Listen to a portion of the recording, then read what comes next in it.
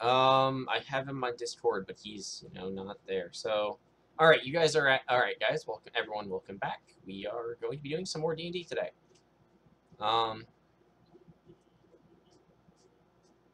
About 10 minutes.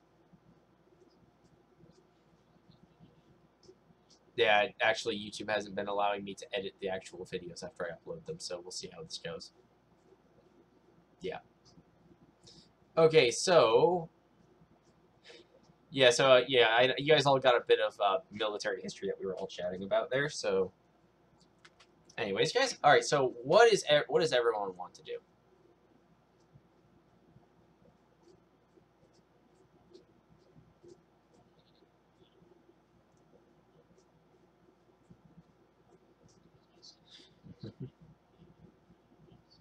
A Ghost, is there anything you want to do?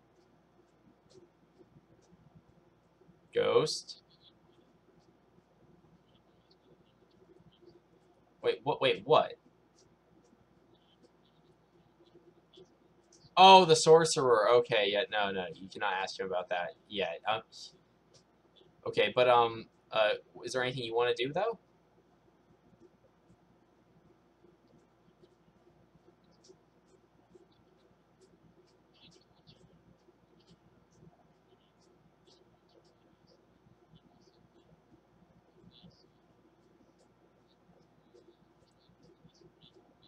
Okay, you're gonna pray. Okay, you're gonna pray to Tyr. Make me a religion check. Oh yeah, I know, right?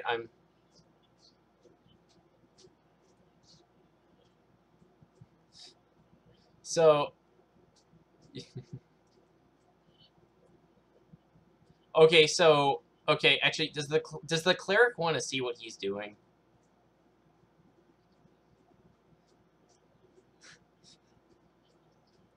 No, I just want to know if you care. 'Cause this is okay. Yes, you can see this then because this is close to the camp. You can see him trying to do this. You see that you see a person attempting to do like basically attempting to prepare to pray, but he's kind of skipping a lot of things and cutting over details.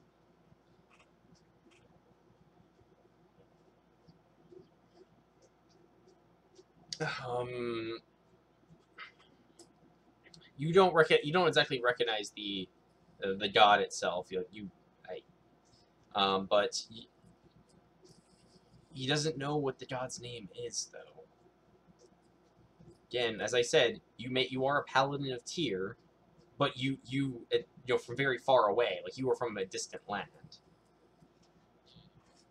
Yeah, I mean, so what's the cleric going to do? Is the cleric going to try and help him? Is the cleric going to pray with him? Going to? Okay, well then you can make a religion check as well, with advantage. There's two of you. Okay, excellent job. Um, is there anything? Is there anything that you your sorry, I'm trying to remember your character's name now. Bob. Yeah, Bob. Bob, is there anything that you yourself would like to pray to your deity for?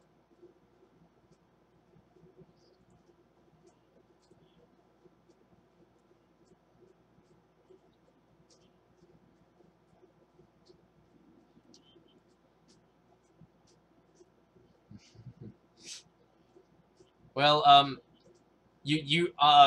by the way, you noticed that there's suddenly a small glass that has appeared in your a small glass bottle that's appeared in your pocket, and inside that glass bottle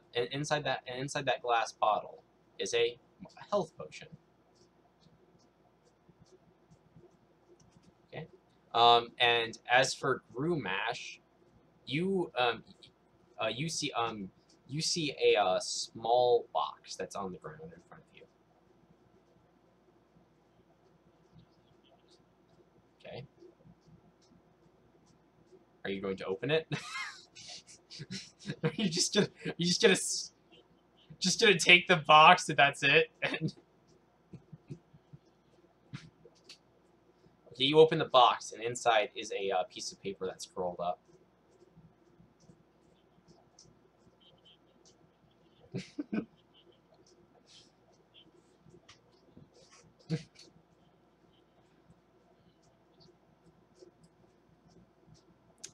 The law and justice is all that matters. And this is exactly what you are getting.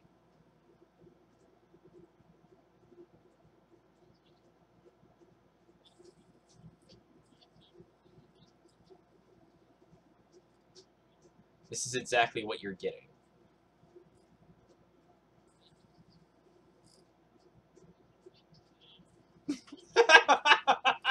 you just so okay, suddenly the box that you had you open up, you took the paper out of the box that you had taken the paper out of closes and then reopens again. There's another slip of paper.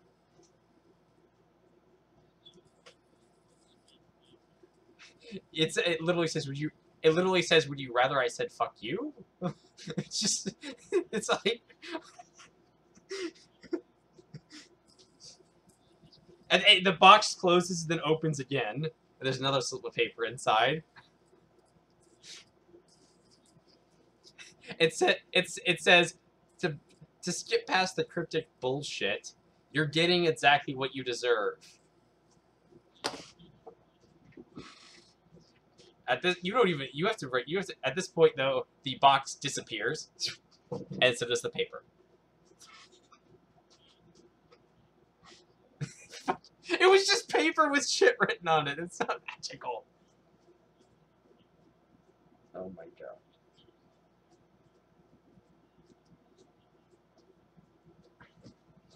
Okay, is there anything else anyone else wants to do while they're doing this praying over there? Everyone just joins in the prayer. Yeah, you guys are getting ready to move out, by the way. By the way, everyone's currently picking up everything, and they're kind of moving. They're kind of picking up everything. At this point, though, Alistair comes over and says, "We're leaving the cart behind. It can go no further into the deep brush. Take whatever you can. No, you cannot listen to the stream.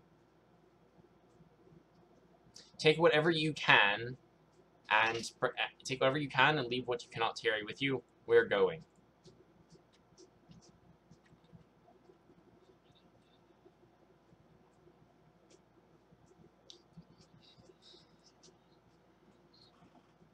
Sorry, what was that?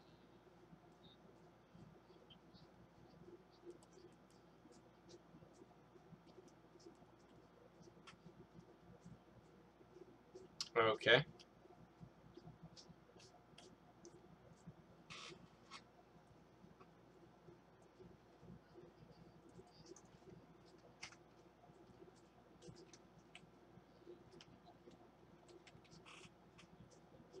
Okay. I'm putting something in all of your guys' journals. Oh, 1 second. I'm putting something in all of your guys' journals.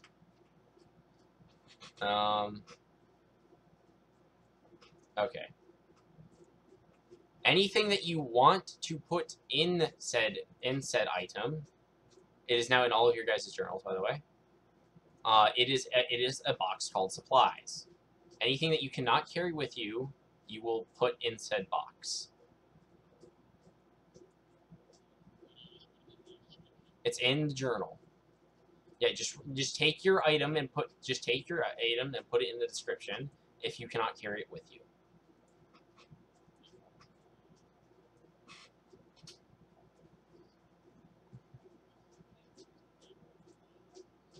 I mean, it's you guys.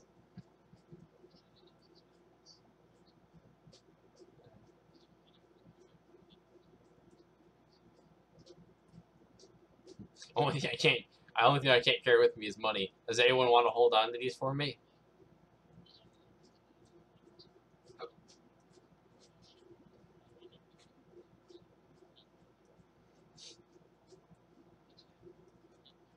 He's a whim. He's a whim. Over encumbered? Okay, if you're just encumbered, then you're gonna be walking at like half speed, basically. If you're over encumbered, you can't move. No. Wait, are you over? Wait. How bad is it for you? Total weight you can carry is 57, and your chainmail wears 55. You're just encumbered. You can walk with the encumberment. That's fine. Yes, you can. It's just that, you're going to be walking at half speed during combat. And you can't run.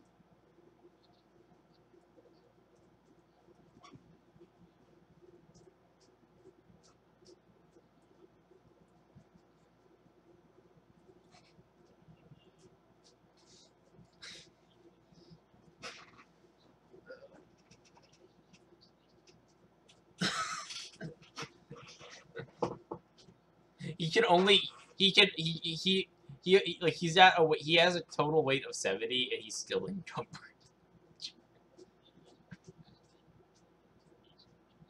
Uh,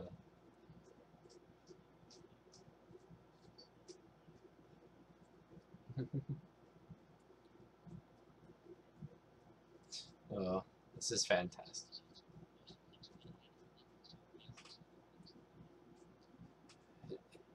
Has everyone put everything they want to put in the box?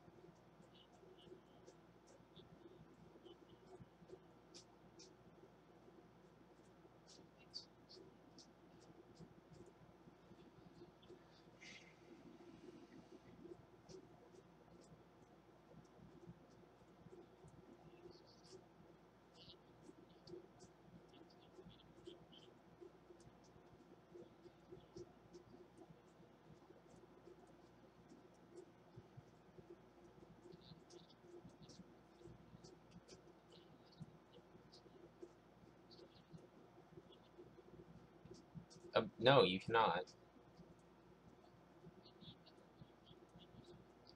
Oh, restore your soul. Oh, yeah, about that, you can go up to him.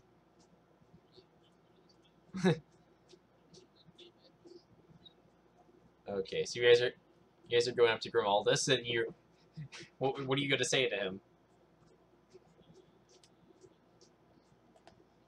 He's like every day with the stupidity I've seen, I have also lost part of my soul.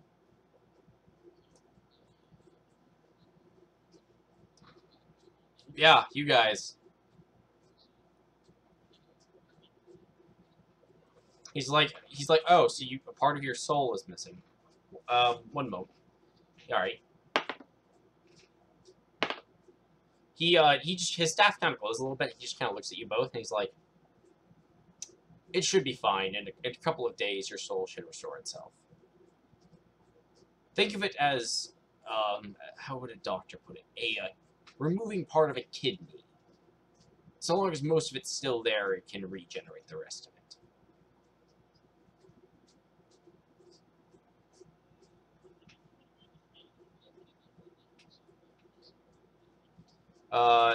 Tyrick, what are you doing? No, what is that YouTube link that you just put in the actual chat?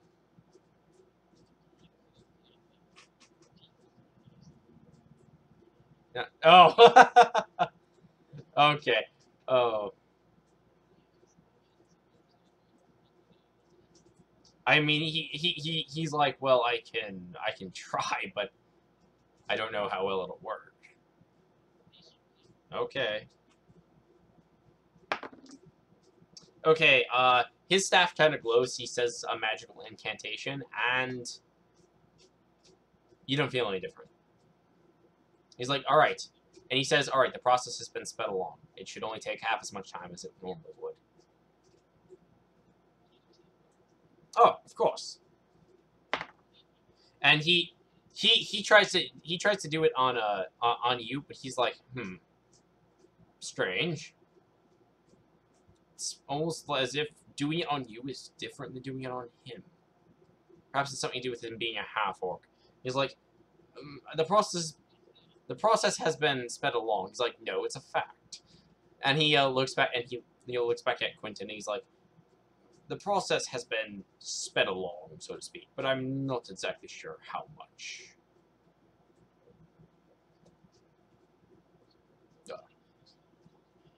My pleasure, young rogue. So are you talking? All right. So are you talking to Alistair? Quentin? Okay. Just wondering if you were. 'Cause you moved your icon over to him.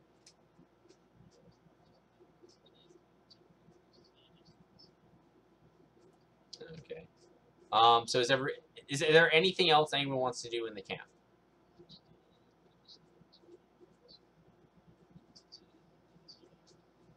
Who? Oh yeah.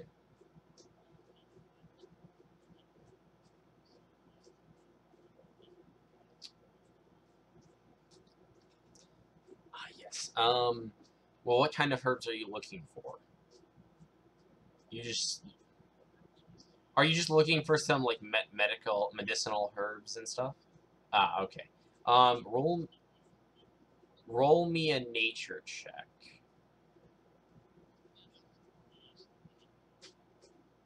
I mean, if Walt wants to, Walt can try to look as well, but he's going to be doing it on his own because, like, I can't give you advantage for looking for. Okay. Uh, Balthazar, you don't really, you can't really find. You find a couple of basic herbs, but nothing that would be in the quantities that you would need to make anything with. Walt, on the other hand, you find some nightshade, which you think might be able to be used for some poison, but he never actually specified whether he wanted medical herbs or poisonous ones. So.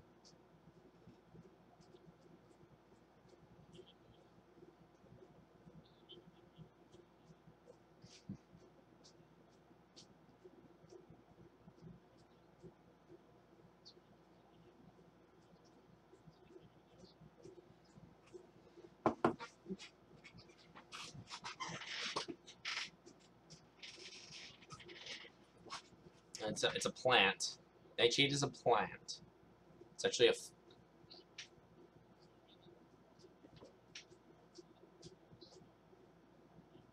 to be fair, it's a flower. You have to take off the flower and then crush it up into a mortar and pestle to get the get the gum. Uh, you don't have a unless you have a herbalism kit, then you're not going to be able to do that.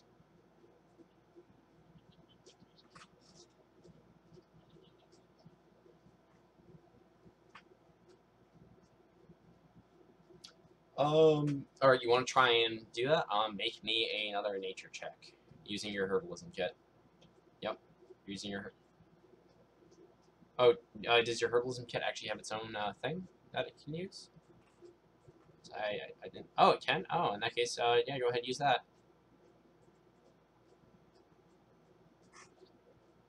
Okay, you using the mortar and pestle, you crush up the flowers and the nightshade and the roots, all the stuff that would carry the poison in particular. You synthesize it into a small vial. You have enough for maybe to apply to like your sword like once, but you only found like one plant, so it's actually rather surprising you were able to get this much out of just this one plant. It's like it's enough for either 10 arrows or like enough to put on one blade.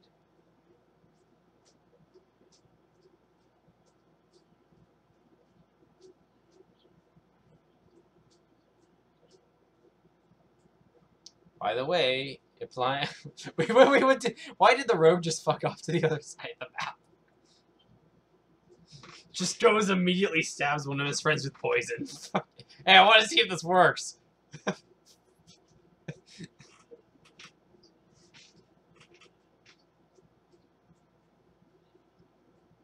I mean, yeah, you can just put it onto one of your blades and do that. I mean, if you're putting it on like a sword or an axe, that's going to be like all of it used in that one little thing. Whereas if you want to put it on like say your sword, that's sorry, your knives, that's going to be I'm gonna say you can probably put it on like 2 or 3 knives. Yeah.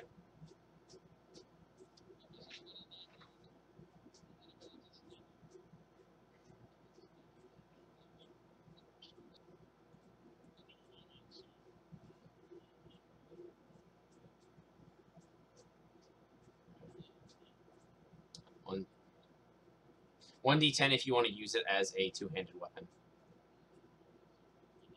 All right. So is everyone done then? Because I think everyone's done something.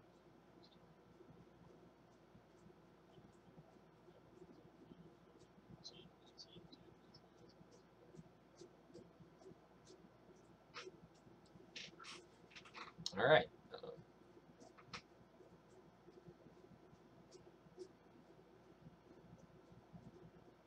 All right. All right. That's it. All right. That is everyone. So, you guys move out, and you spend basically a day heading towards you, the location of the crown. Um, yeah, Gromash, you actually you feel a little bit better. You don't have to make any checks right now. For now, you suddenly see a bunch of dice like pour out into your pocket, and it spells the letters "Don't mention it," and then they disappear. Yeah, I'm the GM, dude. Get it? A bunch of dice just come out and just say, "Don't mention it." What do you think that was from? Yeah. Okay. So after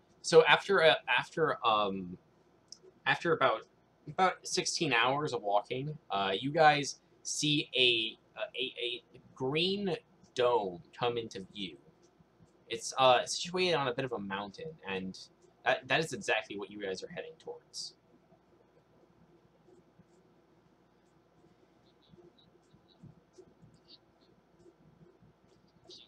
So you guys are marching towards it. And if none of you guys are going to make any mentions to like Grimaldus or Alistair, then I can just skip to the part where you guys get there.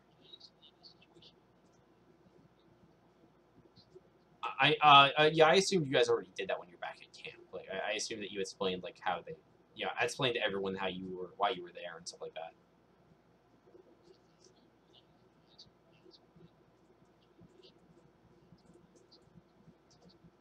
He looks at you and he's like, Alistair's like, I'm sorry, I'm the Duke of the southern part of the kingdom. I don't really, unfortunately, other than my lands and my brothers, I don't pay much attention to the more northern provinces.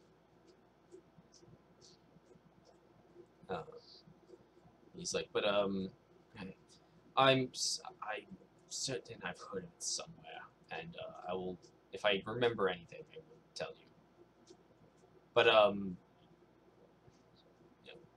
So you guys approach the green dome, and at this Grimaldus, he marches up in front, and he's like, "All right, everyone, be on high alert.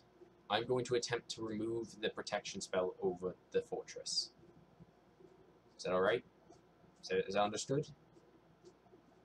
Good, good." Grimaldus, okay. Grimaldus starts a incantation, and you see a glowing circle appear, on the ground around him, and the incantation goes on for about 10 minutes, and then finally he finishes and uses his staff and like thrusts it towards a beam of light towards the actual uh, dome itself, and then the dome comes down and reveals an old fortress that has been that is actually been quite weathered and ruined with time. But you imagine that at one point it was probably a great fortress that stood above these lands.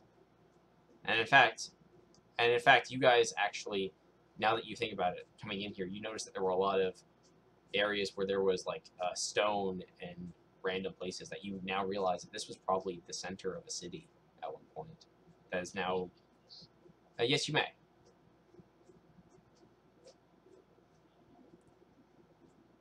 Tristan, you don't know anything about this place. Like, okay, Balthazar, you do know something about this. You don't know the exact name of it, but you know that this was the cap. This right here, what you're saying in front of, was the keep of the capital city that was of the Orc Kingdom during the Second Age. Um, Oh, that was you. Oh, sorry, Balthazar. I'm sorry. I thought Ghost was the one that rolled because he said he was going to roll, and then your number appeared up. I meant Ghost knew that, not you, Balthazar. I'm sorry. Uh, yeah, yeah. Balthazar does. Yeah, no, Tristan, you don't know anything because this would not be in it. Even though you critted, this would not be something that you would know, as this would be more orc history, and most people don't care about orc history.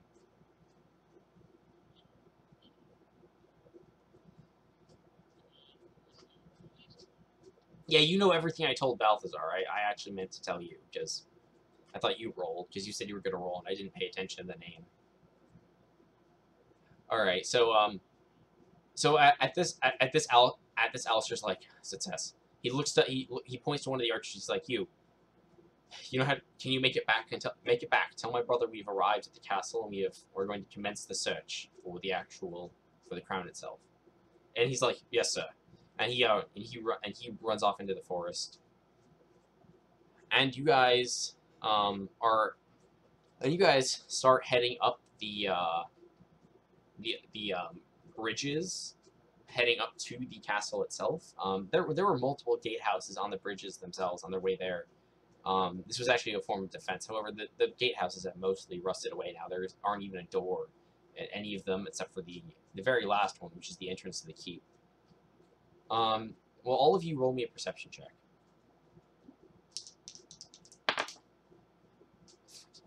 Orcs just rain from the sky.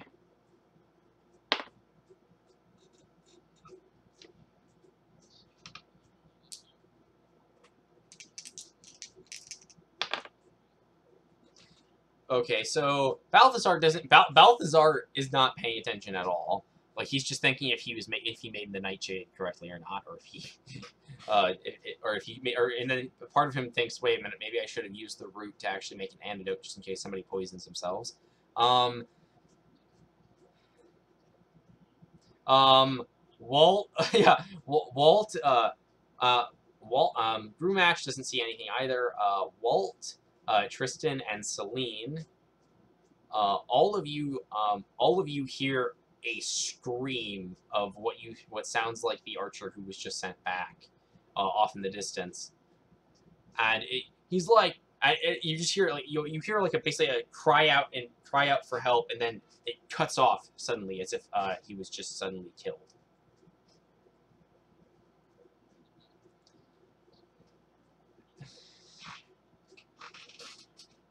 It's suddenly, and then suddenly at this point you see orcs that are just like they come out of the wilderness, and they're like the enchantment's down, the crown shall be ours, charge! And they start charging up the bridge, and everyone rushes inside the fortress, and you guys and the soldiers immediately try and close the gate, and they're gonna wrong one.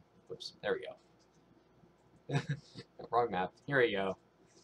And you guys are in the castle itself, and some of the two of the archers have actually run upstairs up to the gatehouse itself, and they've already started firing, and the captain of the guard and his soldiers have taken up positions at the front of the gate, waiting for the orcs to get there and knock it down. The captain looks back and says, he's like, "Go find the crown. It's our only hope. They outnumber us 10-1."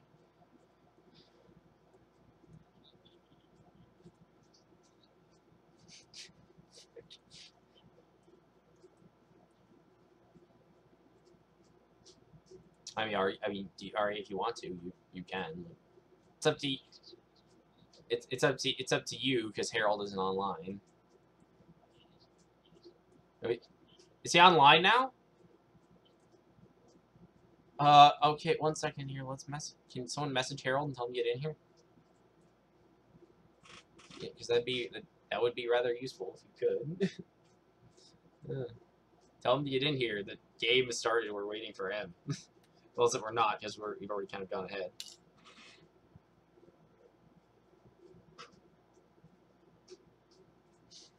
Get in here!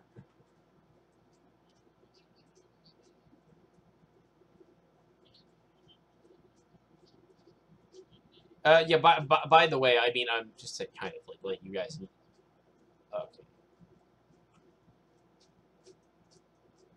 Okay. throw him over the wall and give the orcs something to feed on.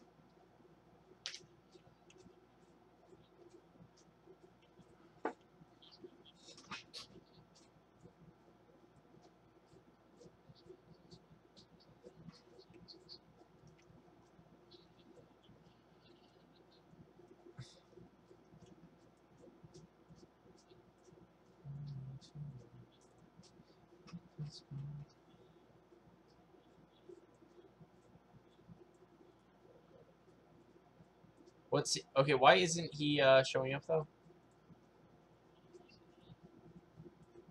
Because he's in class. What, on a Saturday? Oh no, it's Tuesday. It's Tuesday. Yeah, that's right. Okay. Yeah.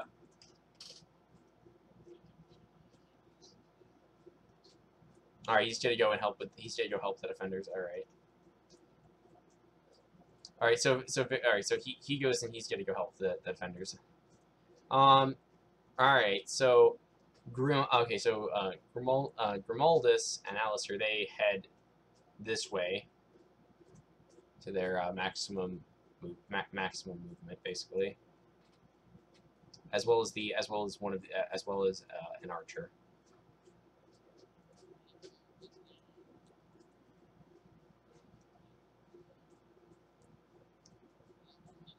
No, it's fine. It's fine. I mean, unless you guys want to check out buildings on the way there, you can just.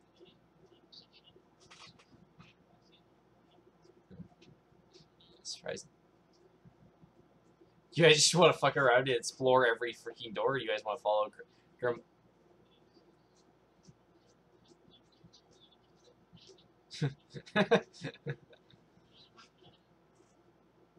Okay, you go to open the door just falls open because it's really old. And nothing there. Yeah, sure, you can.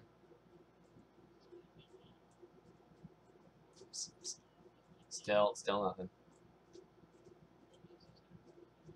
That's just that's just you actually see a staircase that goes downstairs.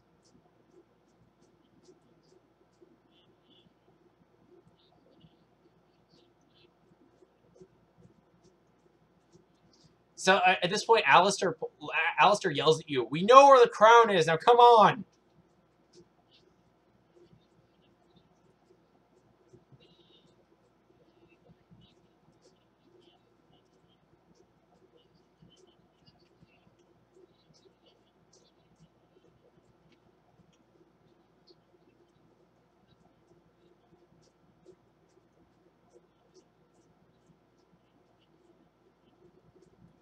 I mean, if you want to, but I mean, do it at your own risk. I mean, I don't mean. Okay, actually, is there a question? Do any of you guys actually want to look out, like, through one of the, actually, yeah, over here. Here, one second. I'm just going to reveal an area for you. Okay, since you're over here. Hey, would you like to look out the window and see, look at one of the, defensive parapet, what's the term I'm looking for? The arrow slits? Would you like to look out there? Yeah, okay. You look out there. You see well over 900 orcs that are attacking this castle.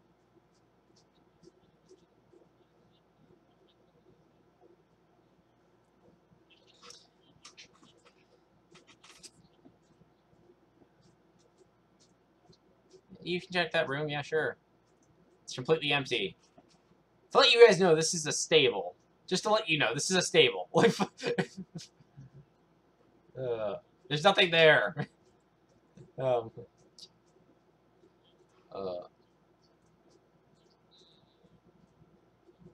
he's like, oh, good. They haven't all arrived yet.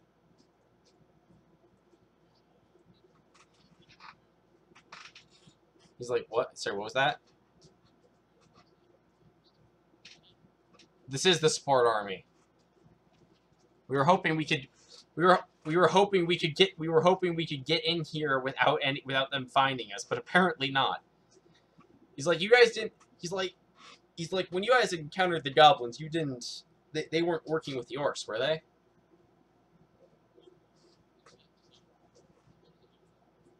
Does actually does Brewmash and Quentin want to make a knowledge history check?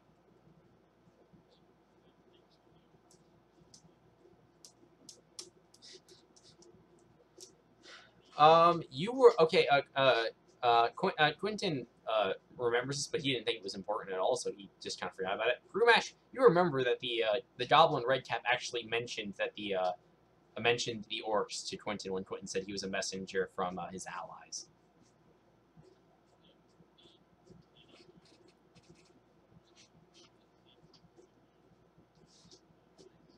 He's like, he grabs you and he's like, and you didn't kill him?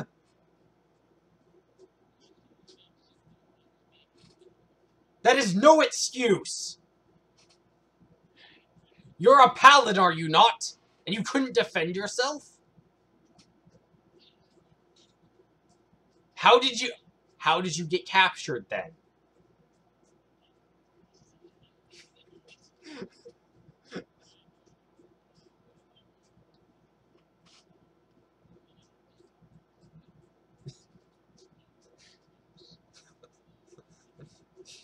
He's like, yes.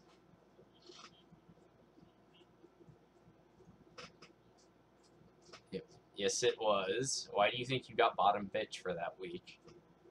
Well, basic bitch. Okay. Oh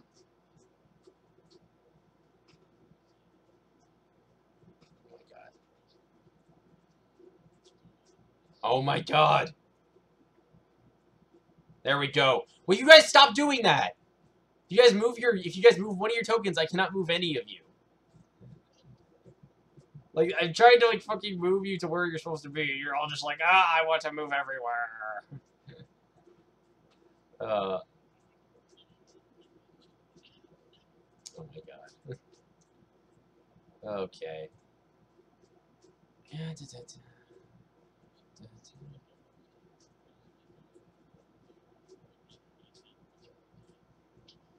If you meet him. Okay.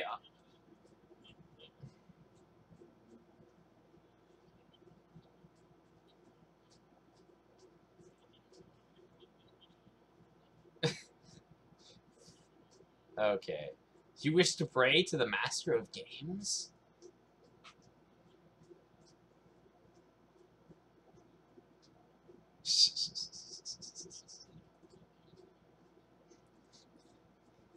You true neutral bastard. Okay. So does it... Alright. So does it... Okay, so, yeah, you guys are... I'm just gonna move you guys, unless any of you guys want to do anything. And up to here. At this point, you guys see the door on the right, and it seems interesting to you.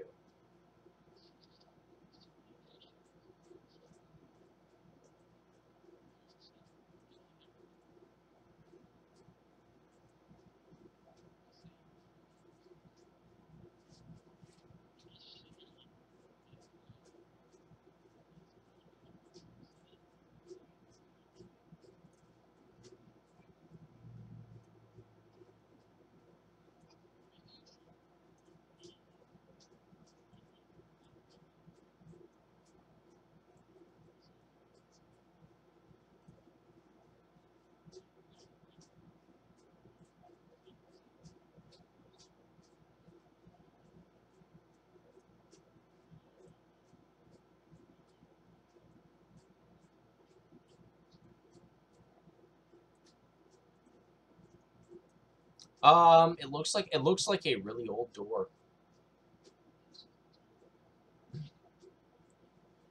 We need you. They need you to open a door. Yes.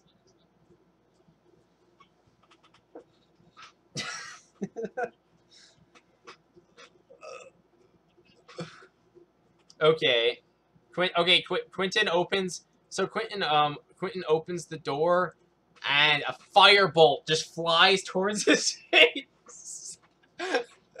And then he realizes he's just having a flashback and is okay.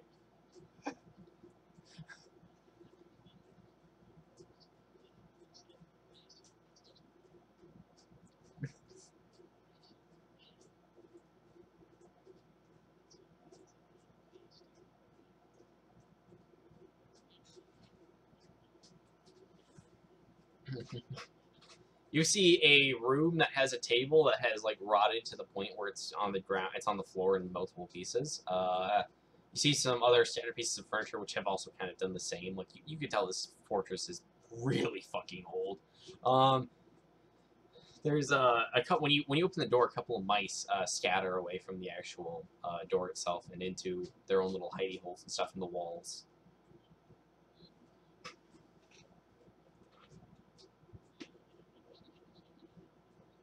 Yep.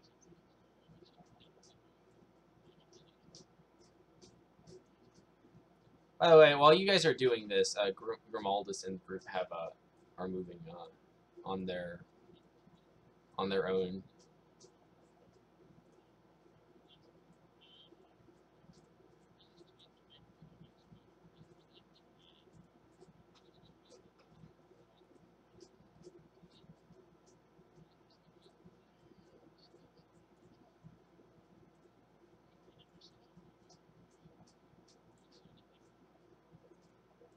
Um, okay. You see a staircase that leads upstairs a little bit, and you're not sure what's up there, but it could be something. Oh, sorry, no, that's all right. Sorry, that's actually there's a room that staircase goes downstairs. Yep, sorry. Just checking, just checking the map again. Yeah, those are doors.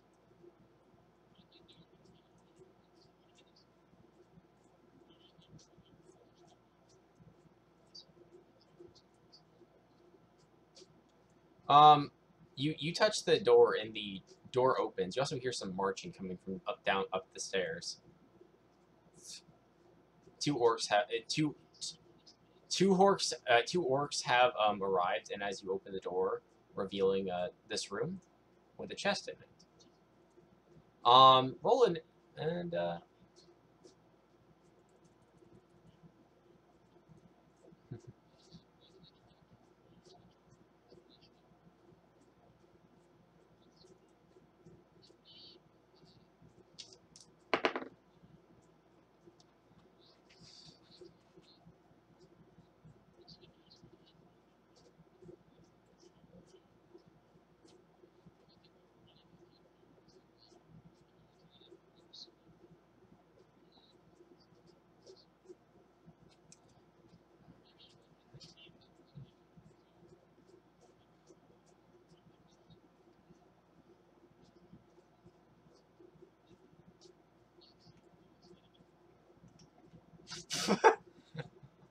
um.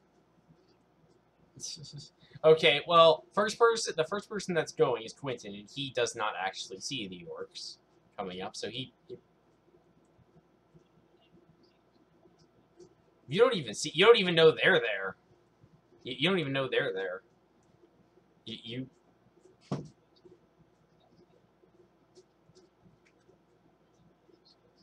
and you'll walk into the room up to the chest. You don't know they're there. You the only people that know that these people are here are these three over here.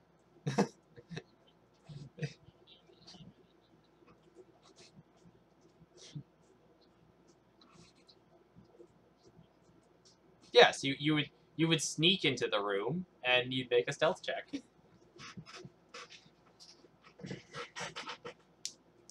Yeah, you sneak right in there and go right up to the chest.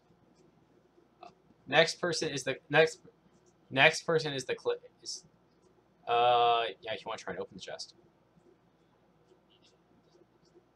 Okay, it is locked, so if you want to try and make a sleight of hand check, see if you can unlock it with your lockpicks.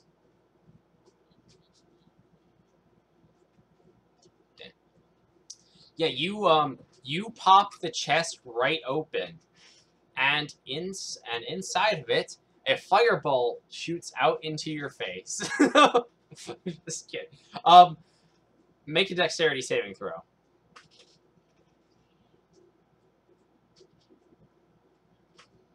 Okay, you open the chest and immediately dodge as a crossbow bolt flies out of the chest into the wall, into the ceiling behind you, like right where you were standing.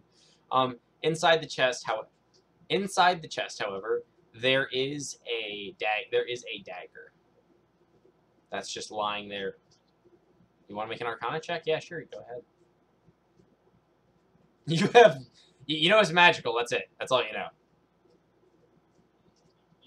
It's magical, and that's it. Okay. Fudge. That would be hilarious. Okay, next person is Balthazar, who is Balthazar going to go check out what the rogue just found?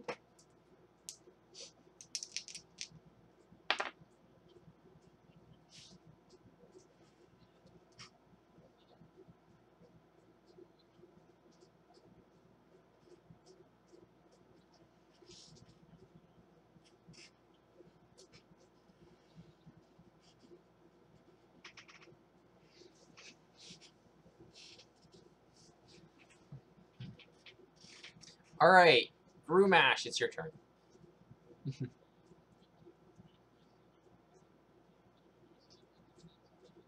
Yes.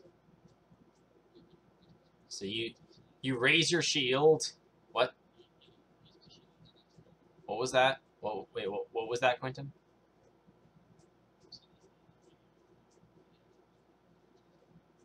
Yeah, there's a ready action, which is what he's doing, and now it is these guys' turn, and what?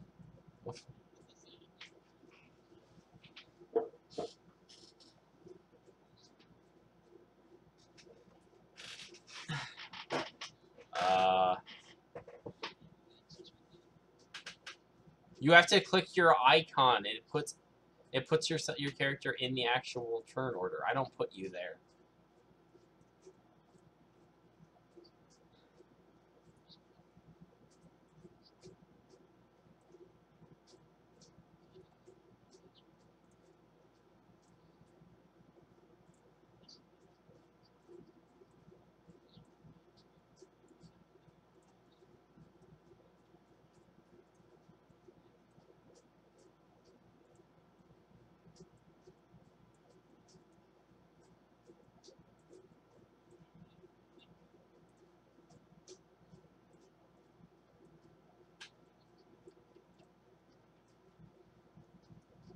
Okay. So, the orcs, the orcs charge. One of them is attacking you, and the other one is attacking Quentin. Not Quentin. Sorry, Tristan.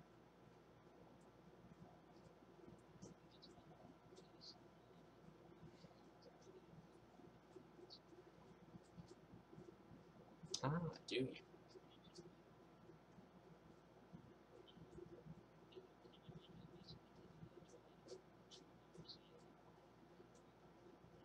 All right. Yeah, sure. Go ahead and make an attack. You swing your sword, and he just takes his shield and bashes your sword away from him, and then he brings his axe, and he brings. Oh, sorry. His axe? No, sorry. He brings his long sword down on you immediately after, and he crits. Jeez. Okay. And I think I've got to roll 2d8.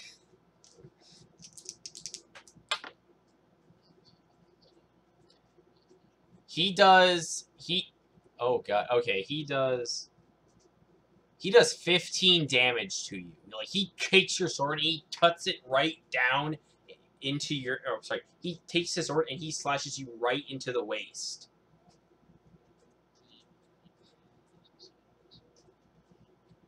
Yeah, you can use that as a. I'll let you.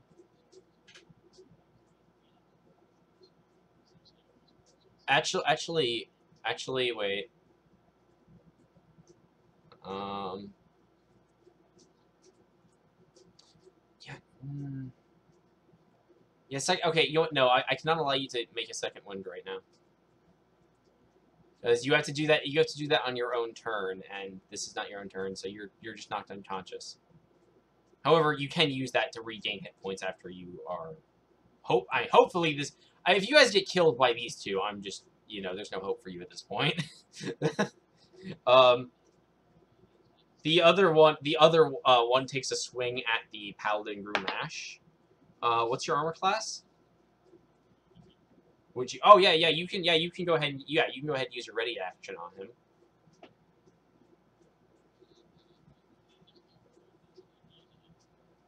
Okay, what's your armor class? Okay, yeah, he hits you. Um, just be glad it wasn't a crit. No, you cannot. Okay, he does. He takes his sword and he just goes in for a thrust and he stabs you right in the gut. It does 9 damage. To let you guys know, these orcs are heavily armored orcs. That's what they are. All right, it is now Walt's turn.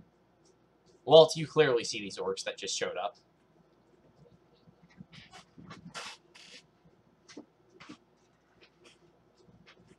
You cannot charge. Uh, but no, you cannot charge because there are 2 people that are in the way. Yeah, you can just move there.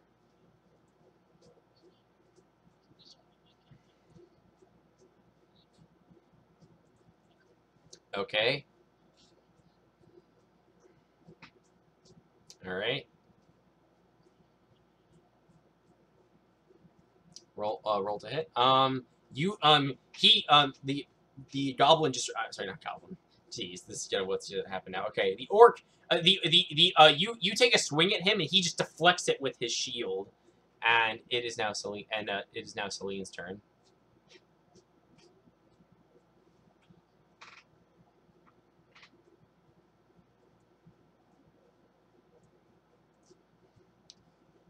Yeah, okay, Celine, you fire your bow at this orc right here, and you hit him clear in the back.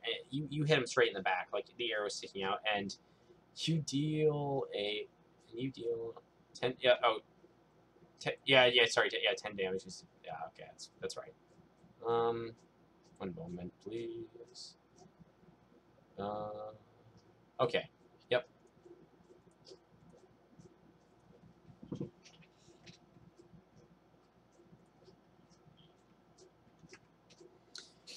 Yeah.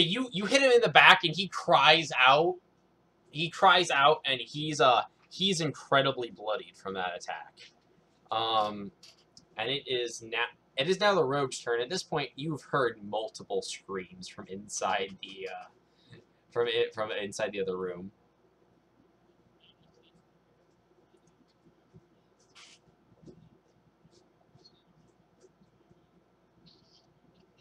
You cannot stand right on top of him.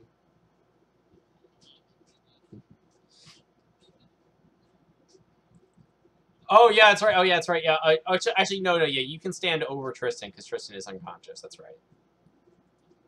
Which, by the way, I need to give Tristan. Oh, by the way, Tristan, make a death saving throw.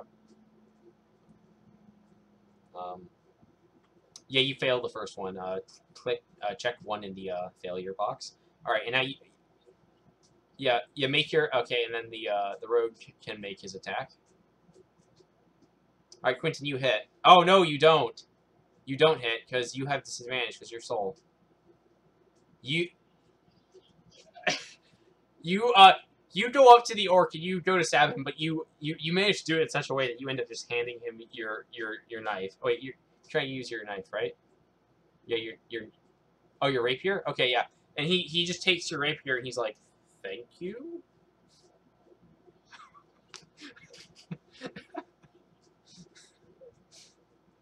Uh, it is now the cleric's turn.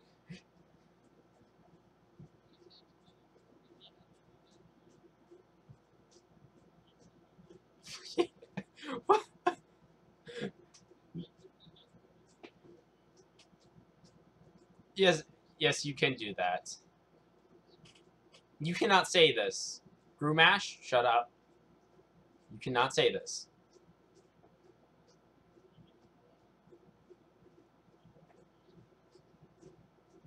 Also, considering the fact that Grumash's attempts to heal people are 0 for 0 at the moment.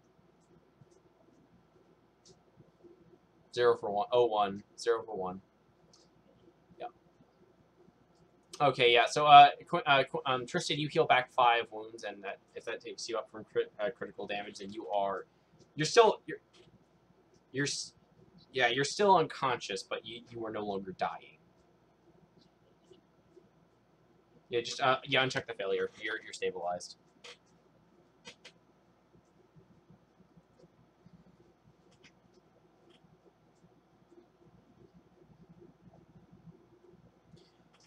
As of the way I see it right now, though, what you guys are doing right now, you're kind of in a melee. So, like, I mean, you can walk through Tristan basically. That's fine. But yeah.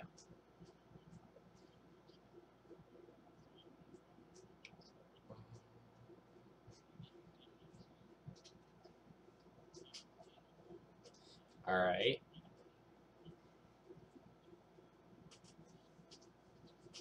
All right. What is the cleric going to do now then?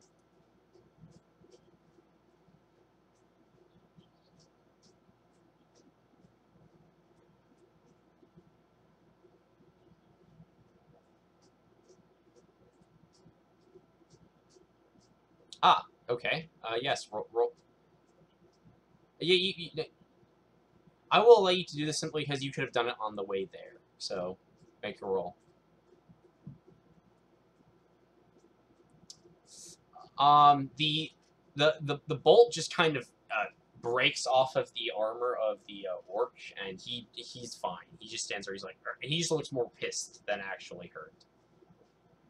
It is now Grumash's turn.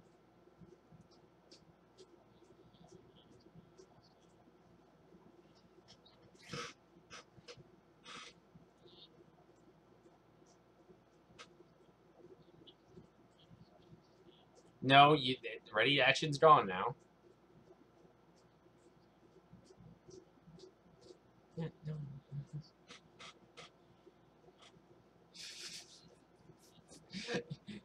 You swing you swing your you go to lift your sword and swing it, and you swing it so slow that the orc just kind of backs away a little bit, and you miss. And he does not look impressed. He looks at you and he's like, "Your half orc ancestry is wasted on you." Tristan, it is now your turn. Make it make a death saving throw, and this is just gonna be see if you regain consciousness or not. You regain consciousness. You're back up.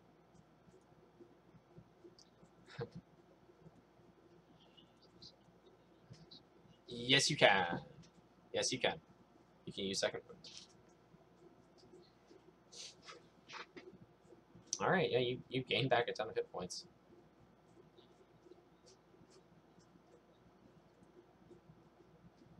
Uh, yeah, I'll let you put it into temporary. All right.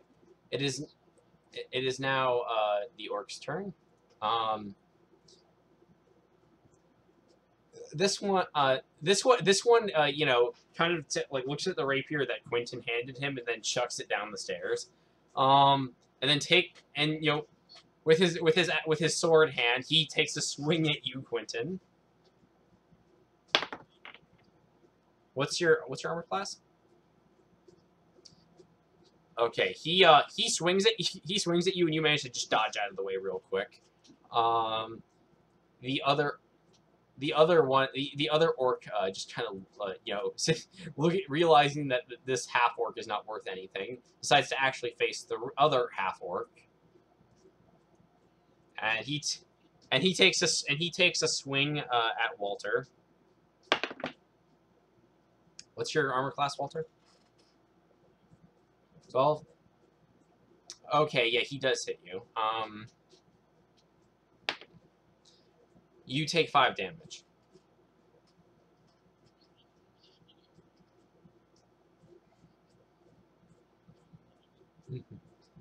Yep. And it is now Walter's turn.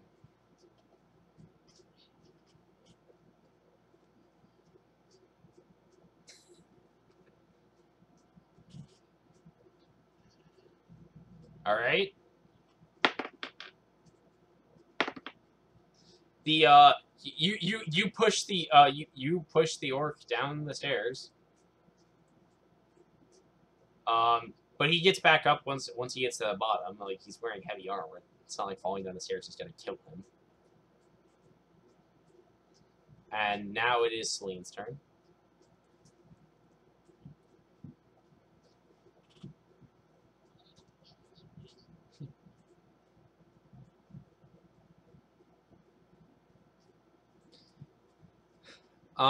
Your this time your arrow kind of gets deflected off of the armor of the orc, the heavily armored orc.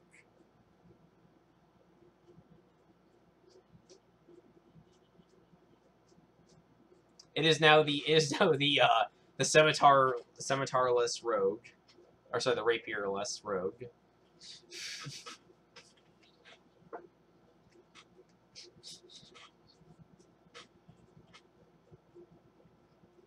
It's 1d8, 1d10 if you wield it with two hands.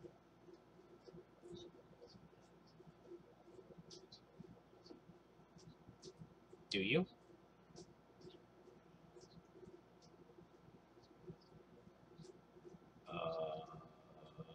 Humans don't get proficiency because of that, but all right, whatever. I'll just assume you have it for other reasons. Okay, would you like to take a swing?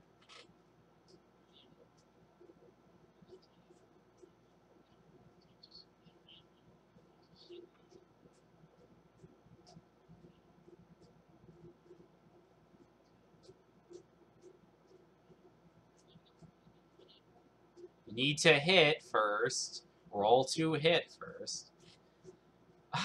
Yeah, he just take he.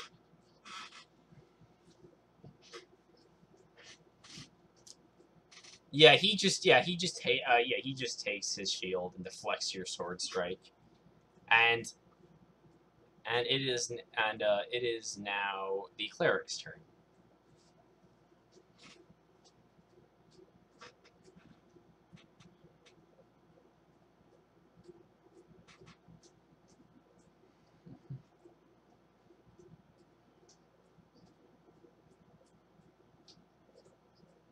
Brew mash. Yeah, as he's a level 1 scrub.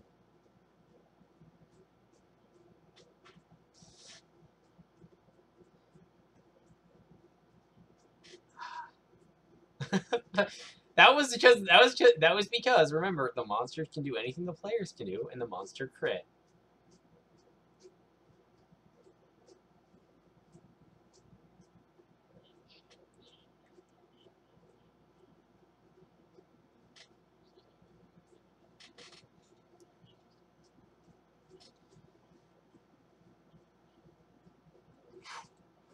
Ooh, okay, yeah, roll attack.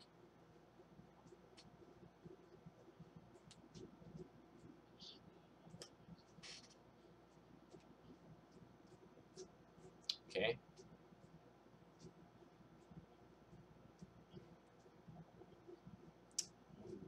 Um, the even though his shield wasn't facing you, his armor is still enough to actually take the shot.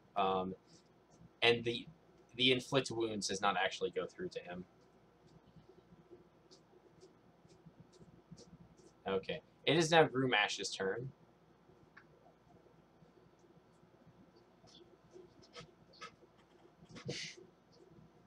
Okay. It is now Tristan's turn, who is back up and ready to go back into the fight.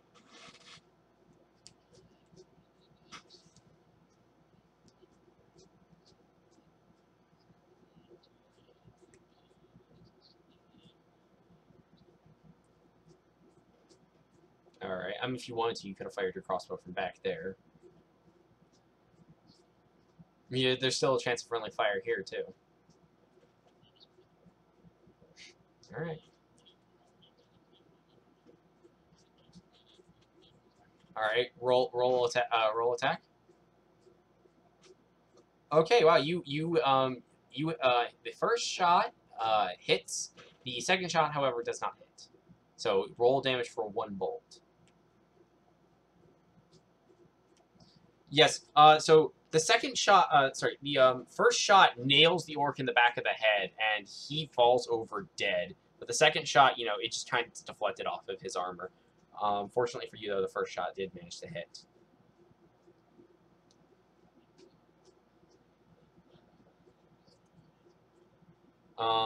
So I'm going to delete him from the turn order. It's now the second orc's turn, and seeing that his friend is dead, he runs back into the tunnel system.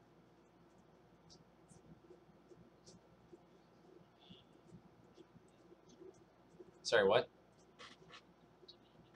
If you want, you can loot the corpse of the guy who's dead on the floor. Yeah, if you want to. Perception, or actually no, it'd be investigation.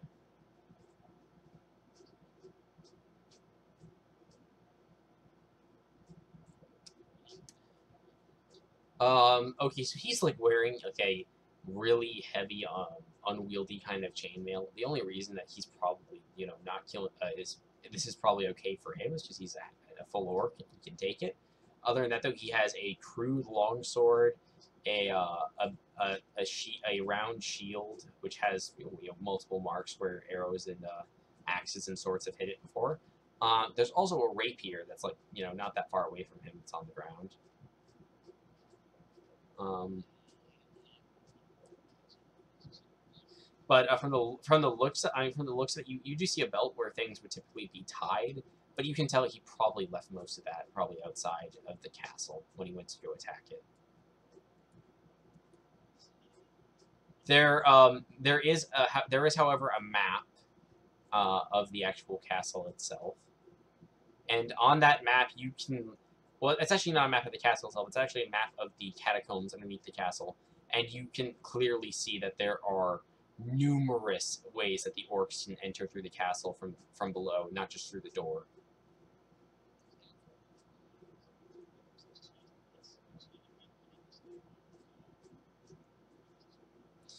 Um, yeah, I mean, you guys can do that. It'll take about 5 minutes.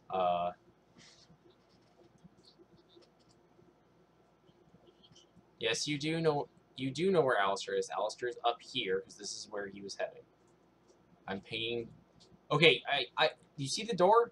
See the big fucking door that I have clear up here? Yeah, that's where he's. You fucking have to go. You guys want? I mean, yeah, you can barricade it, but there's not really anything here that would hold up.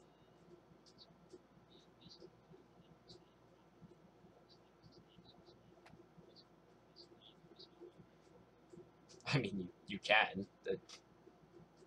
Yeah, go ahead. Yeah. So you do that.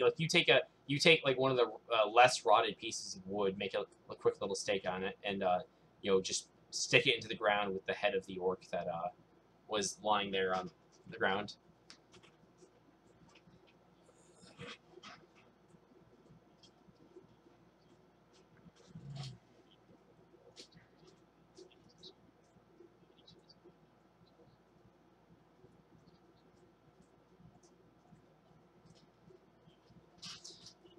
I mean, guys, it's not as if this base is under attack or anything, and you just found out that there's multiple ways that the orcs can get in.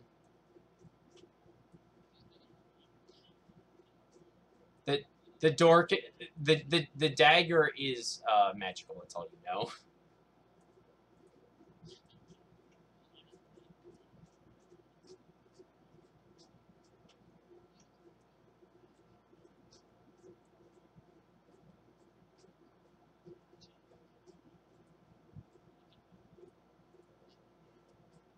You're gonna go out. Oh, you're gonna go out that way. Yeah. Okay. By the way, actually, Quentin, because you've learned your lesson, you open the door very, very carefully, and you see orcs down here that are heading this way.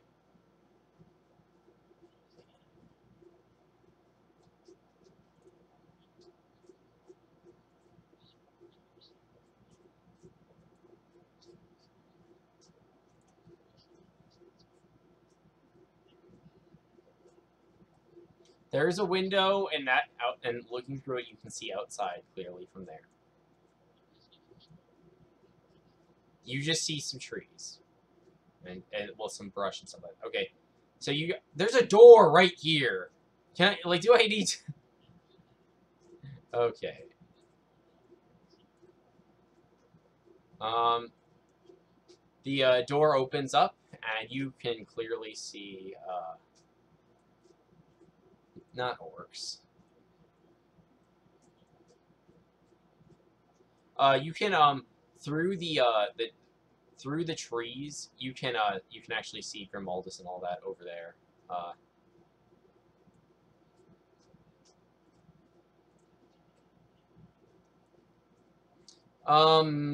They're quite a bit further down, and but you actually know you cannot see them through. There's like a large pile of brush that's like right there.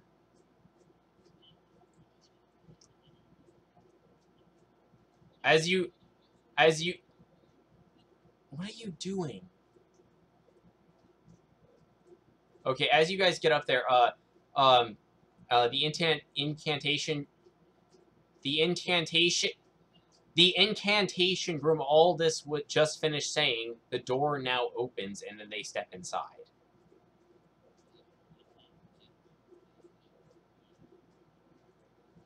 He's like, we know, and you notice that there's a pile of dead orcs like right outside where they were at.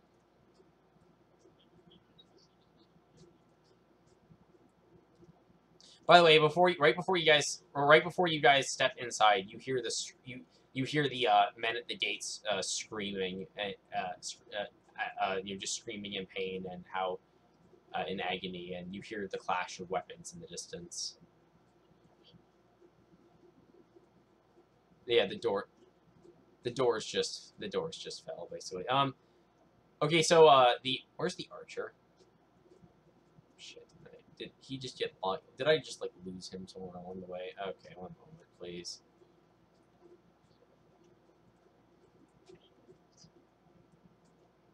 Okay, so the crown is sitting right there on the the coffin of the king. At this, one of the archers is like, well, what are we waiting for? He walks up, and the Grimaldus is like, no, don't.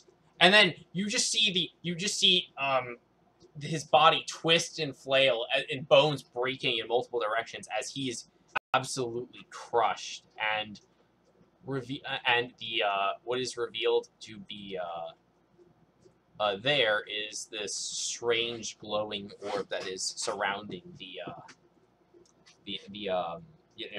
crown itself.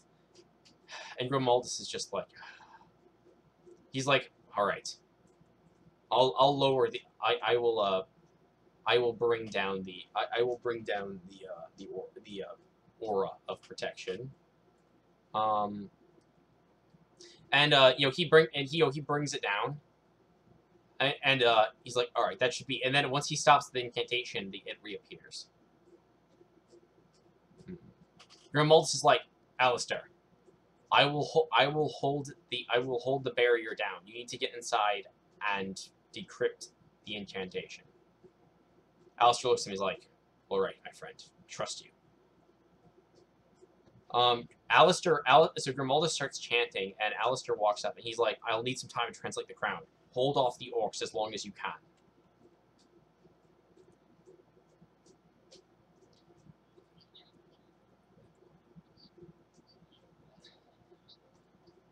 The bodyguards are taking up positions near the back in case any of the orcs come through any of the other doors.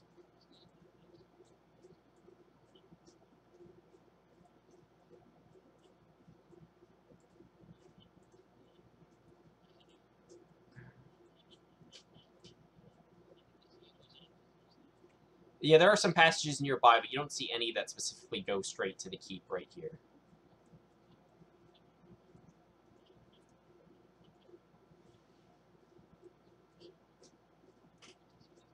By the way, Alistair runs up to the coffin. He sets down like a couple of his books and stuff, and he's like reading like the inscription of the incantation in the middle of the crown. He's like cross translating it with his book, trying to figure out what the translation is because it's a variation of Old Orcish.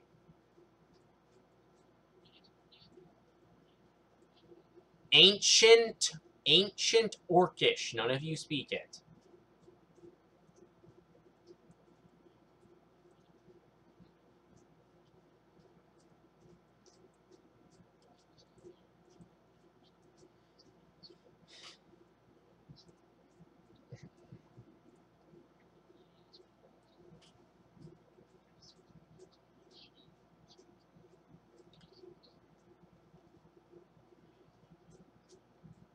Sorry, was it?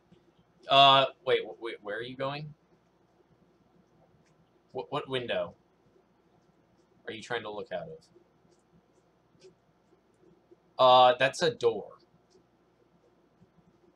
That goes into another room.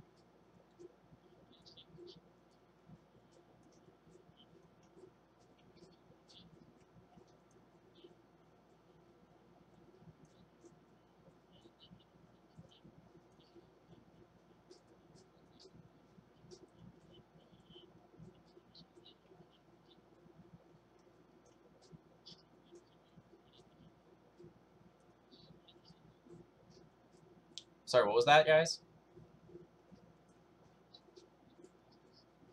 All right, so you guys are just, so you guys see a lot of banging up against the door, and it doesn't sound particularly great.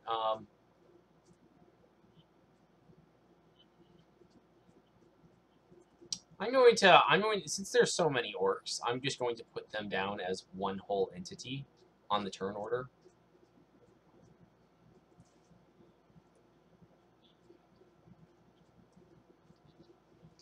Okay, let's see here.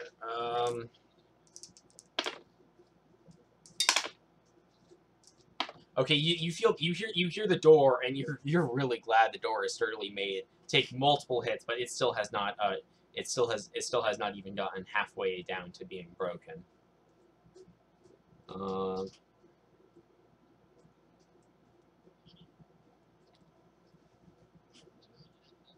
okay, yeah, you open up this room over here, and you notice that there's a secondary door going to the outside. I'm just gonna reveal this. I'm just gonna reveal this whole hallway down to you. Well, if Clay, does the cleric want to open up that door? Yeah, you open it up and you see mostly the same thing over here.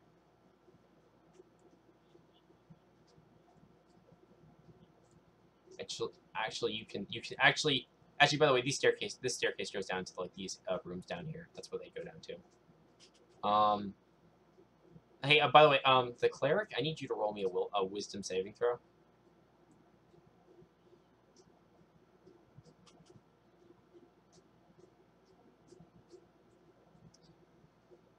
Balthazar feels a strange pull to this room down here.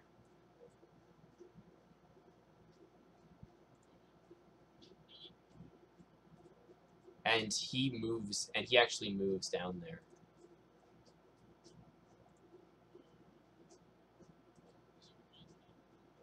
No, you cannot. No, you can. Oh yeah, you can look at that door. Brewmash, you cannot. He just went through into a room. You just came back. And you're technically still searching the room at the exact same time. This is happening at the exact same time. Tristan, that is your max movement. Is actually getting right there. Yeah. So, okay, and then the orcs do another round of attacks on the door. The door has taken a heavy pounding to axes, swords, and the like against it. But you hear one of them. You hear an orc. Anyone who understands orcish hears this. They say, "Bring the battering ram forward."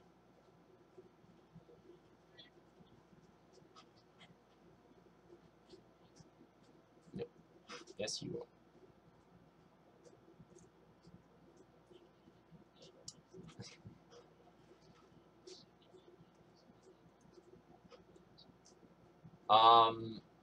There is as I said, this whole building is very old. There's no furniture in it. Like the fact that the building is still standing is rather amazing, to be honest.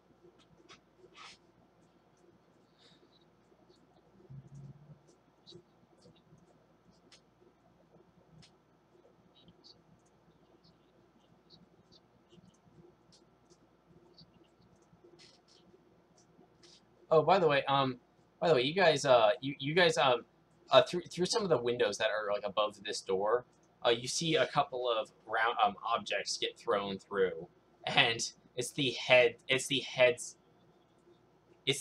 of the soldiers who were guarding the gate to protect buy you guys time. Ah, yes, your roll perception.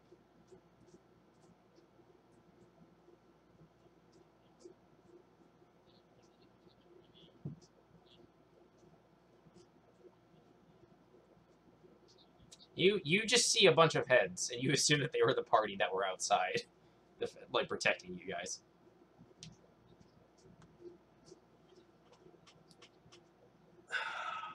No, no, you have to skip. You have to skip. You have to skip dinner. No. Yeah, I'll see if I can. One second. One second. Let me just see if I can pause the stream. I don't think I can pause it. Is the problem? Like I can stop the stream. I mean, oh, okay. One moment. One moment. Let me just see. Let me just see.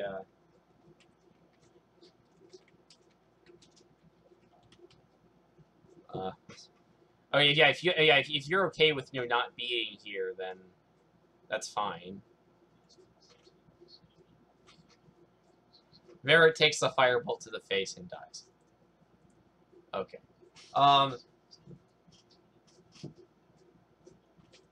Okay then. In that case, okay. In that case, I'm gonna say as the rogue, he's just gonna go to the back and he's just be like the last line of defense basically for when you guys all die. And that way I don't have to that way I don't have to worry about his character that much. Yeah. Yeah. Yeah. Anyways, it's now another round. And Balthazar, you get all the way up to the door. And would you like to open it?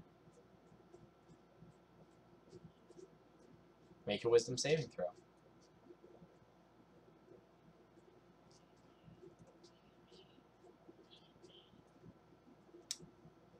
The door. You feel compelled to open the door, and inside, you see an armor stand with full plate.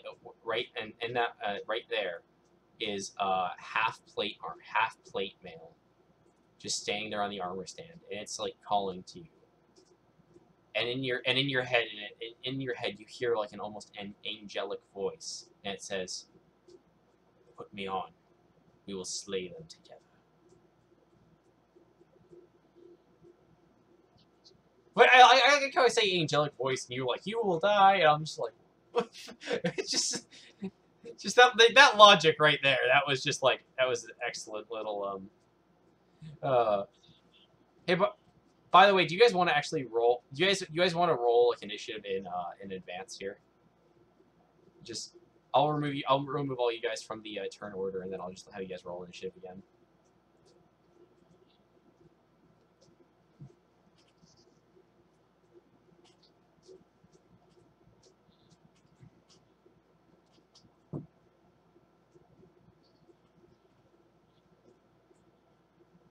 All right.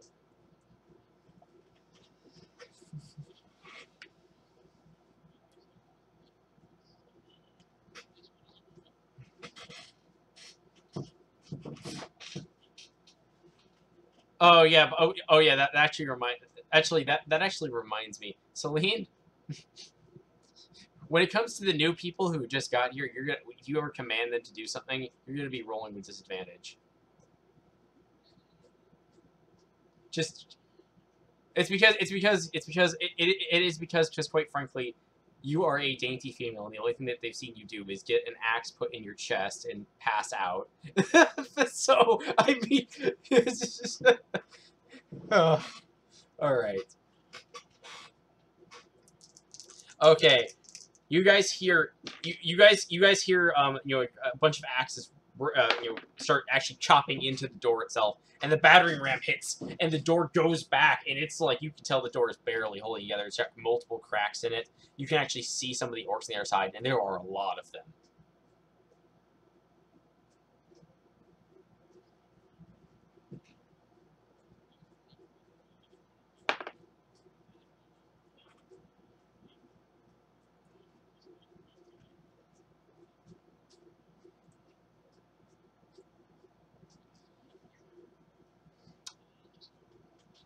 Yeah, okay. Oh yeah, Tristan, you open up the door and you just see Bob kind of like inspecting one of the rooms over there.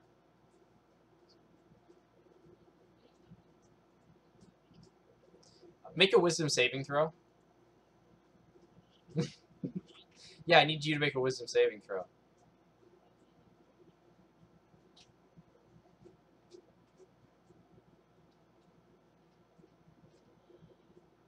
Make me a wisdom saving throw. Oh, it didn't. It's not showing up. Yeah, just roll again. I mean, okay, there we go. There we go. It popped up after you rolled the intelligence. You feel a call from inside the room, and you looking through like the interior. It's not like a window. Like, have you guys seen like those places where people cut out like put fake windows inside a building? Yeah, it's like that. It's like you see a thing of an armor half plate, and inside an angelic voice says, "Put me on. We shall slay every orc in the name of whatever your deity is." I don't actually know which one you worship.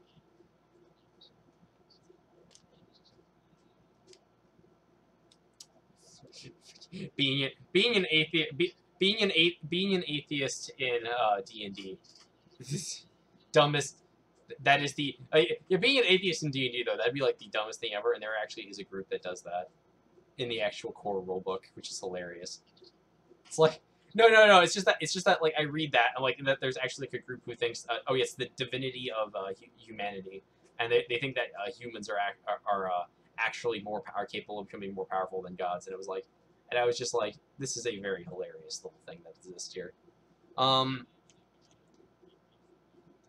No, there is a different church for that one. Okay, and now does anyone else want to do anything, or are you guys just going to prepare for the coming onslaught? Oh yeah, actually, oh yeah. So yeah, are you gonna go in there and don the armor?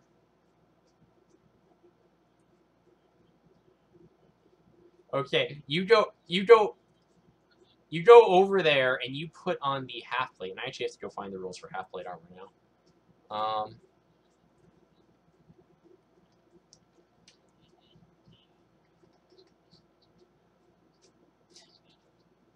All right, yeah. So it has all of that, except you no longer disadvantage on stealth while wearing it, and it actually has an armor class of 16 because it's enchanted. What?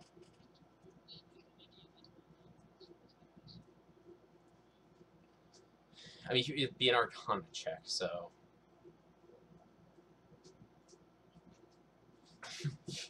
To be fair, he is. Yeah, so it has it has an AC of 16 rather than an AC of 15. Okay, and you put on the armor almost immediately. Like it straps right onto you. It's not even hard to put on. It's very well made, in fact. It is medium armor. So you put it on in less than a turn, but now the orcs are making another attack on the door. So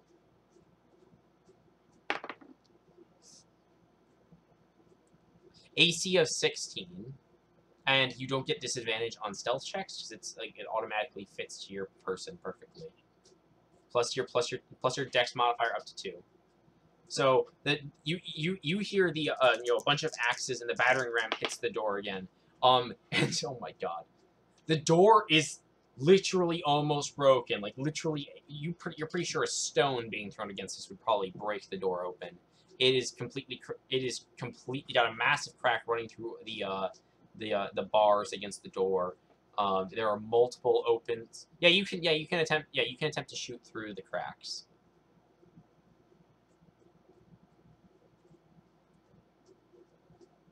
Yeah. Okay. You managed to shoot through the door and hit one of the orcs. So roll damage.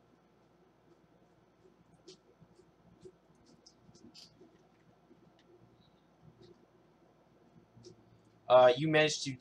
You managed to hear an orc scream. Ah! And he starts hacking at the door again. Anyone else want to try and make another attack? No. All right. So now it is the orc's turn. Oh, by the way, you guys all can do one more movement before the orcs break through the door because your door's on 1 hit point. You can move. You want, if you want to run, if you want to try and leap over that window, you can make it all the way over here. Cleric. Yeah. Well, you can move too, by the way. So if you want to move up to here.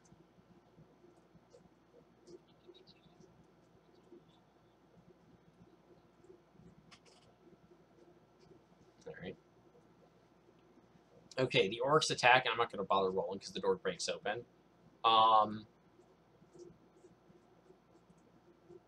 And the orcs rush in, and in a massive tide.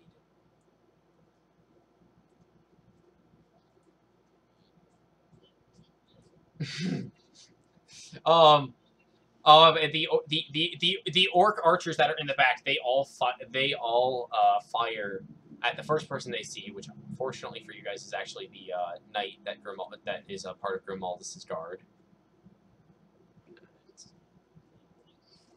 Well, because they're all shooting at somebody with the heavy. They're all shooting at somebody with the heaviest armor.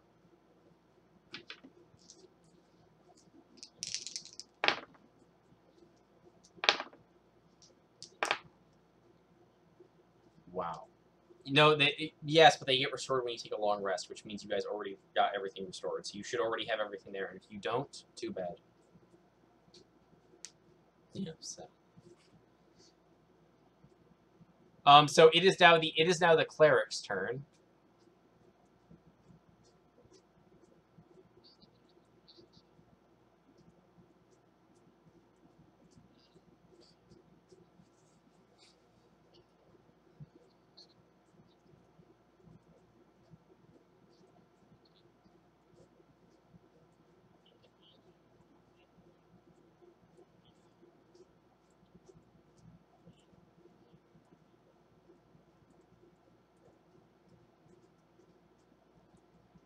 Uh, so what is the cleric going to do?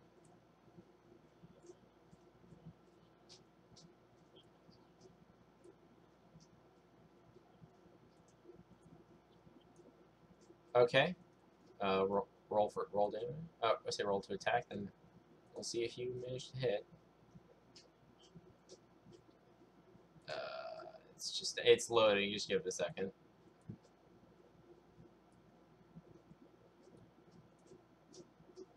Okay, yeah, you managed. Yeah, you managed to. They're in shield wall at the moment, but you managed to hit him. So roll for damage.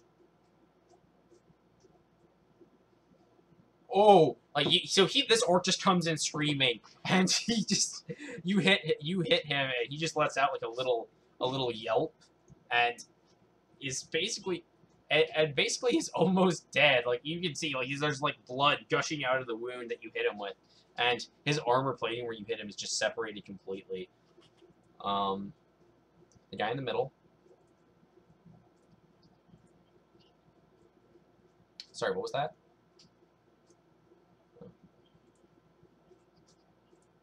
No, they fired arrows at him, and his shield just kind of took all of them.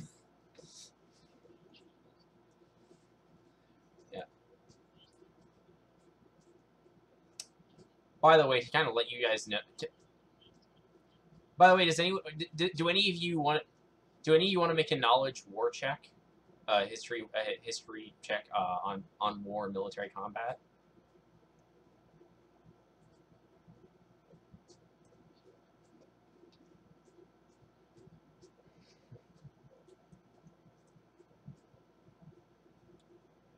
Oh, Walt, you don't know it. You don't know. You don't care. You just want to rage and smash stuff.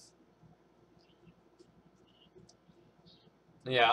Celine, however, actually, about Groom Ashes, unfortunately, was just one short. Celine, no, you do not get you have disadvantage. So even if I gave you advantage, that would just mean that you had a no, I'm not doing that. But Celine, you recognize this military formation that they're going at. They do this in in ranks of 25 by 25 units. The front units are the shock troops. They tend to be the biggest and toughest guys, as well as have the best armor. Followed by lighter troops, backed up by a couple of archers in case there is any ranged, weapon, anything that ranged weapons would be necessary for. But basically, the front guys are the biggest and the toughest. The rest are all weaker as it goes. But that means what? Yes, 25, which is a rank of 5 by 5.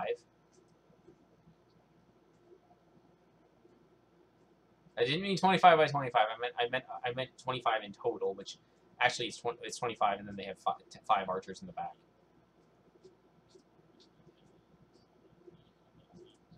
Okay. Okay. It is now. Grumash's turn. Oh, what? What? Claire? Yes.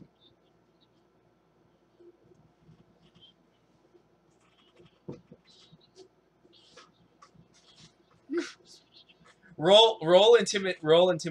Roll intimidation. What did you get? Okay. Okay, so you shout this, and the one of the knights, well, I guess, yeah, I just would call him an orc knight. He's in the front, and he literally just shouts back at you, "Not our gods!" And it is now Walt's turn. What is Walt gonna do? Oh, yeah, sorry, no paladin. Yeah, Grumash, it's your turn. Sorry.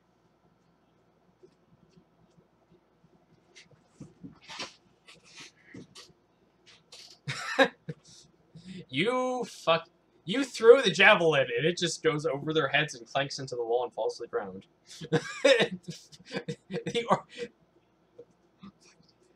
You realize that a javelin is dexterity based, right?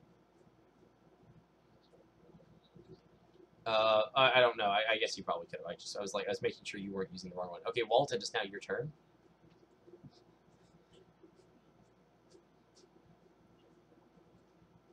Okay. Hey, Walt. Okay, good. I was about to say. All right, you go into a.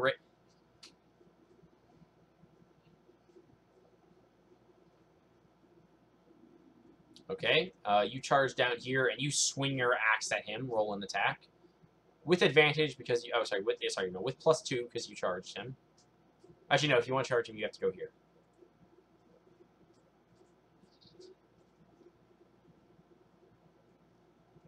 You don't. Yeah. You hit actually.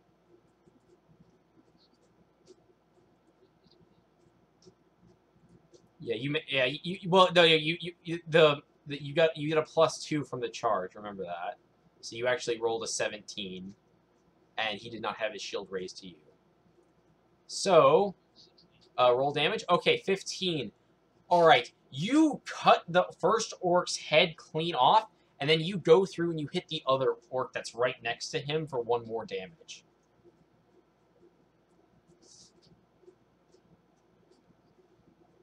Yeah, go ahead, roll for initiative. Oh wait, did you roll for initiative already? Shit, no, you didn't. Yes, please add yourself to the initiative order. Actually, I'm just gonna add you at initiative 0 to the end. I don't know. Oh, all right, that's fine. Yeah, you're still going last though because reasons. Yeah, because I say so, and because you didn't show up in time. It is now. Okay, so that's Walt's turn. It is now Celine's turn.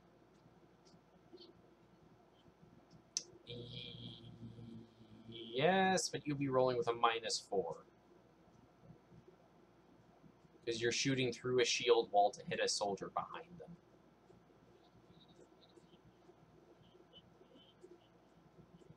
They had their shields in a shield wall, which is meant to protect the ones in back. They're supposed to be the heavy shock troops.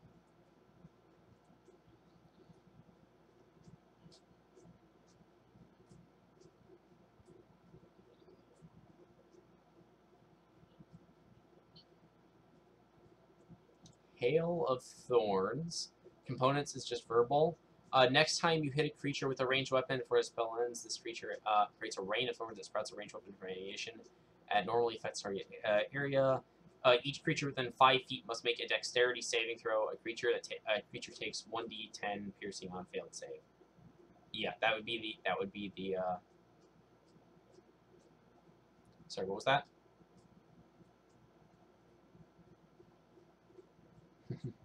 Yeah, sure. No, this doesn't. This when you do this concentration, all you gotta do is take a shot, and if you hit, you will you will affect all of them. Yep.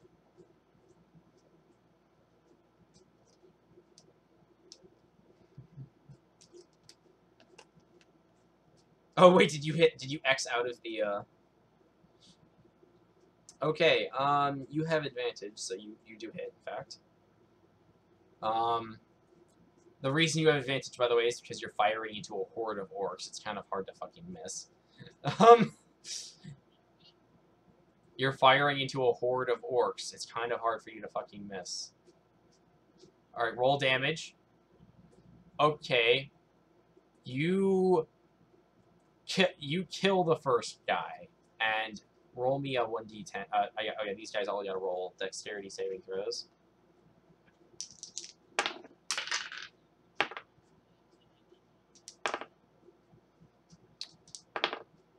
Okay, then. Roll. You gotta roll it for each of them. Yep.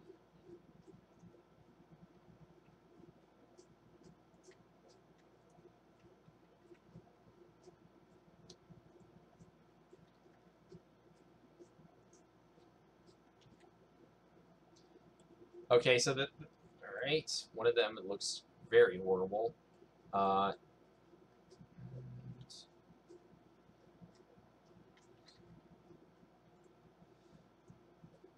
Yeah, you managed to...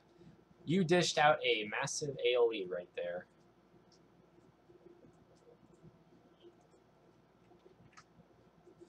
Oh, that thing lasts up to a minute. You have another 5 rounds of that. Yeah. Oh, sorry. No. 10. Sorry. 10. Yeah. You have 9 more rounds of that actually. And it is now. And it is now Tristan's turn.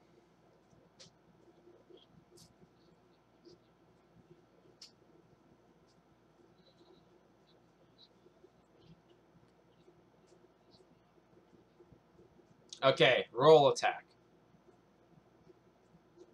Okay. The first shot hits. The second shot, however, does not. Oh. Yeah. No. Yeah. Yeah. Second shot does not hit. Roll damage. For the first. Yeah. That's right. Okay, remember, you only do 1d6 if it's only one roll that hits. So 1d6 plus... you still roll... You rolled a 5. Okay, the first one you rolled is a 5. 7, 8. Okay, yeah, you do 8 damage to the guy in the front. You nail this guy in the chest, and you can tell these some of these shock troops are starting to regret being the first ones in here. They were kind of excited at first. But... Yeah, he did, but that wasn't enough to kill him. Remember, that was the guy who took 2 damage from the Hail of Thorns. All right, and I think that's all you can do. So yeah, it is, and now it is the orc's turn. By the way, yes, By the way, I hope you guys don't mind. So that way, I don't actually have to worry about the icons being like lower or higher than everyone. I'm just going to take the dead icons out of the map, and I'll keep them around, but I'm going to just remove them from oh, that's not supposed to be there. Yeah. I'm just gonna take them. I'm just gonna take them out of the actual, map as you guys kill them, because otherwise, this is a Mines of Moria situation. Like, you guys are going to be killing a lot of these guys.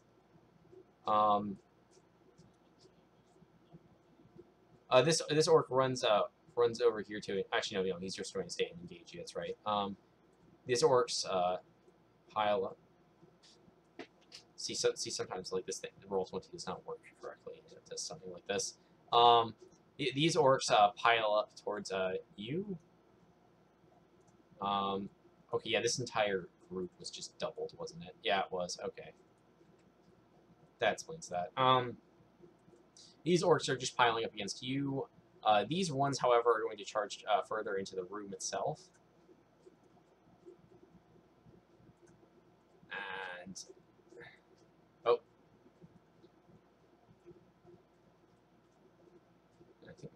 I think that's a little bit too far to get to you, isn't it? No, it can get to you. Okay. One of the orcs charges right to Grumash, and with another guy following right behind him because it's actually in range.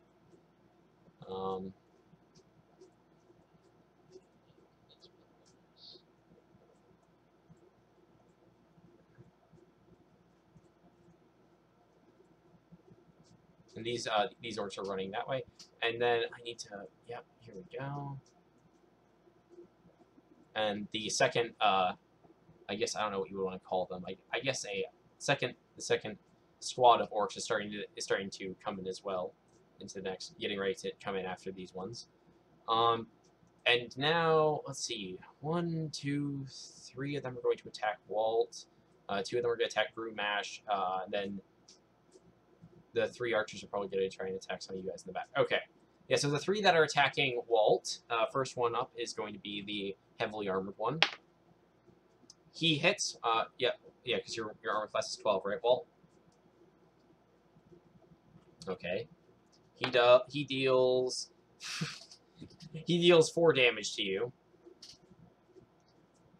The other two roll attack. Oh my god. Only okay. You managed to take after the first one hits you. One of the other like lighter orcs swings at you, and you just take your fist and you just grab his sword and you thrust it back on him. And the other one, however, when you're doing this, the other one comes up behind you and does a slash at you, and he deals 7 damage to you. The orcs attacking Grumash, the heavily armored one. What's your armor class? You take, you use your shield and you block the first shot. Which by the way, your shield is a reaction, so make sure you state if you're using it or not. And the other one, he takes a swing at you, and he just kind of clinks off your armor. And it doesn't do anything to you. Oh, wait, Walt, remember, you need to have damage done to you. Yeah, so the first one that did 4 only did 2. The second one that did 7, that one only did 3.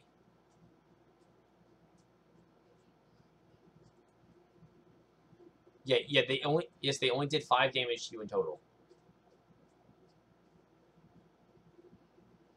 Yes, because you have resistance to slashing, piercing, and bludgeoning damage. Which, yeah, that's from the rage. That's from the rage. Yeah, so which means it actually, he doesn't. Yeah, I was like, you're really low on health. That shouldn't be like that. Yeah, I'm gonna have the archers moved up here. This group of 5 archers is 2 of them are going to fire at Celine, because Celine is basically a mortar. What is Celine's armor class? Celine, what's your armor class? No, you cannot. 15. Yeah, these orcs shoot at you, but they just shoot right over your heads because they're trying to avoid hitting their own guys. The other 3 are shooting at the knights behind you. Actually, no, sorry. 2 of them are shooting at the knights behind you. One of them is shooting at Tristan. One of them actually does manage to hit, and he deals 5 damage to the knight back here. Oh, I need to actually get their health out. Whoops. And the other one that fires at Tristan. What's your armor class, Tristan? He misses you. Your armor just takes the shot and it just deflects it. It is now the cleric's turn.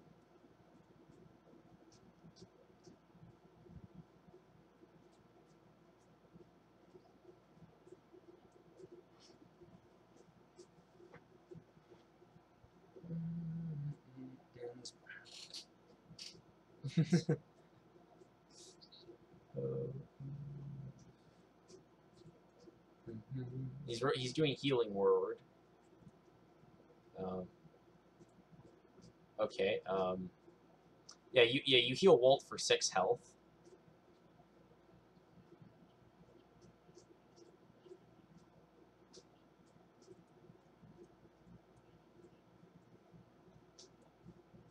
Okay, would you like to roll an attack on one of the orcs?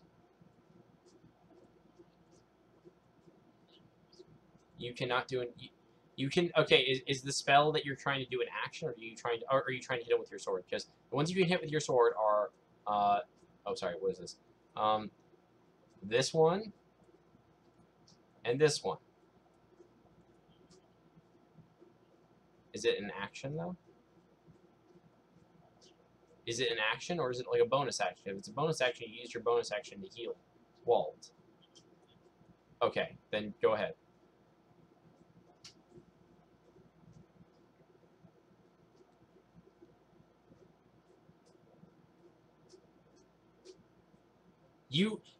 This time you are angry for missing like previously with your guiding bolt, and you fire it and you hit the orc square in the chest. Roll for damage.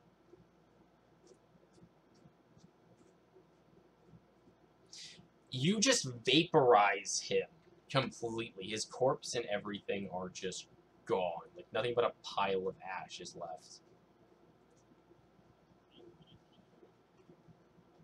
Well, it shields a reaction. I checked. Groomash, it is your turn.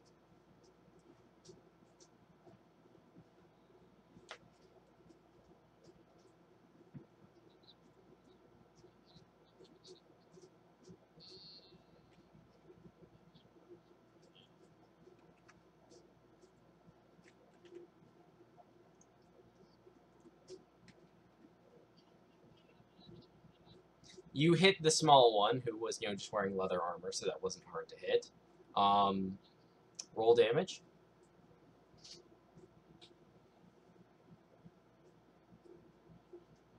You do 1 damage to him, and you just bring the sword down, and it just enters his shoulder a little bit, but he's like it was little more than a minor cut that you might get from a butcher's knife. Is there any bonus spells that you'd like to bonus action spells you'd like to do, or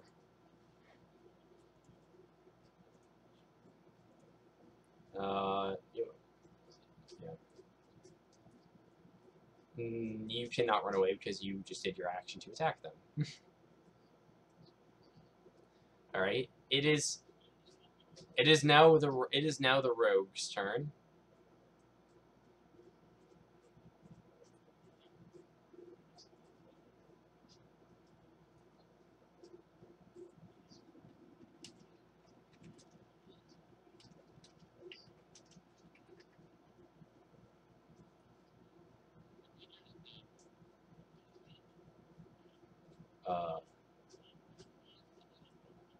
Wait.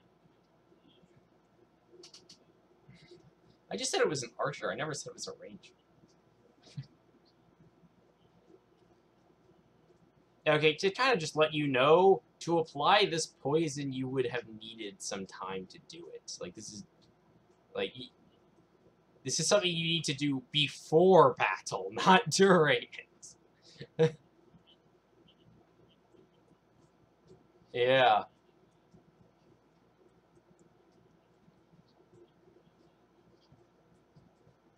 That guy? Okay, fire. Okay, yeah, you hit him. Like even with disadvantage, you still hit him. So, roll damage.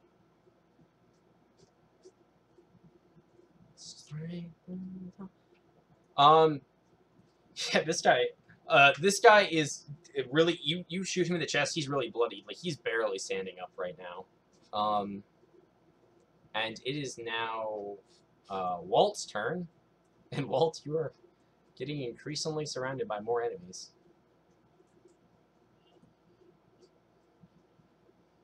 Him? Alright. Roll an attack. Defend the maze, John's good. Oh! Oh, wait, no, you have advantage, damn it. Yeah, you're fine. Okay, we died, their jobs become harder. Roll for damage. Make sure you add from your, what do you add for your barbarian rage, by the way? Okay, yeah, so you did 15 damage. So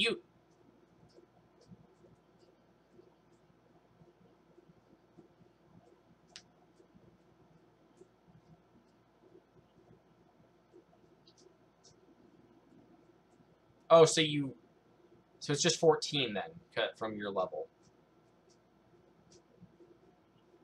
Okay. Yes. Yeah, okay, so plus, okay, 15. So you kill the first orc, and you swing your axe straight through his midsection, and you hit the other one.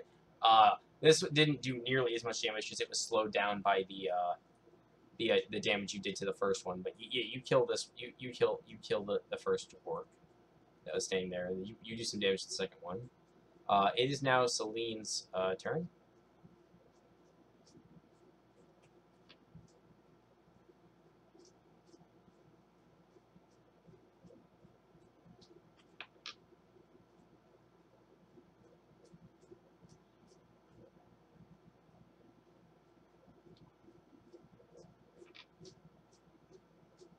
Which one are you attacking?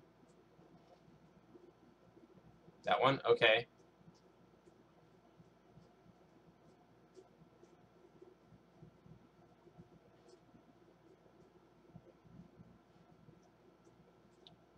Yeah, you hit him. Roll for the longbow damage. Okay. You kill the one in the center because you shot another wounded person. And yeah, roll me a d10 for 4 times.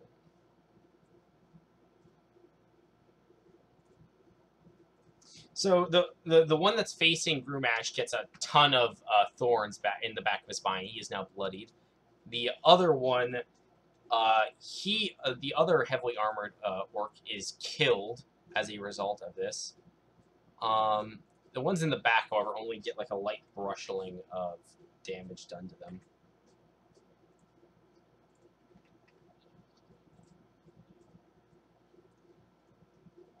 Maybe just a little bit, just a little bit of my life.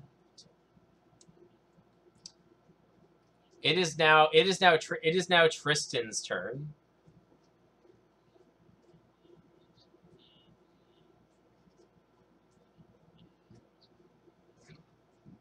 All right. Roll an attack with +2 from the charge. Yeah, you hit him. Roll damage. Are you wielding the longsword with 2 hands? Ah. Okay, yeah, you come up and you run up and you just stab the orc in the chest and kill him.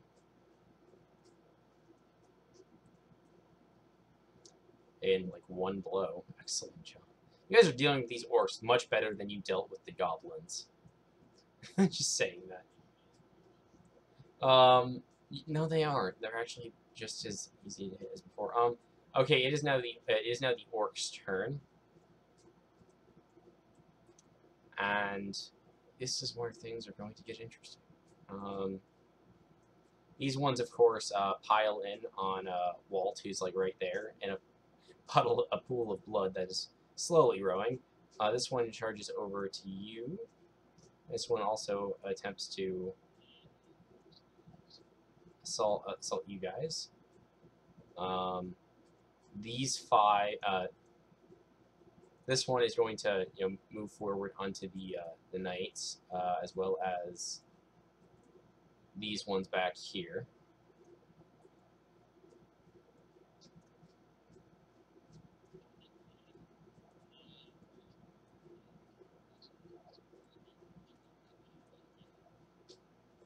Yeah, you get an opportunity attack on one of them.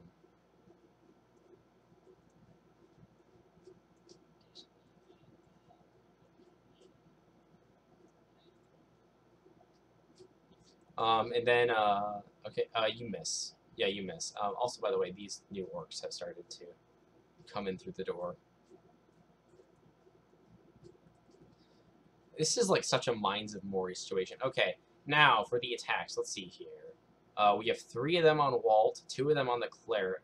Sorry, no, 1 of them on the Cleric, and then 2 of them on Tristan, and then 2 of them on Groomash, and then 2 of them on one of the Knights, and then 1 on the captain of the captain of the Black Knights. All right, so the 3 that are attacking Walt, which Walt, your armor is 12, right? Okay. Okay, only 2 of them hit. You managed to block the 3rd one, making an attack. All right.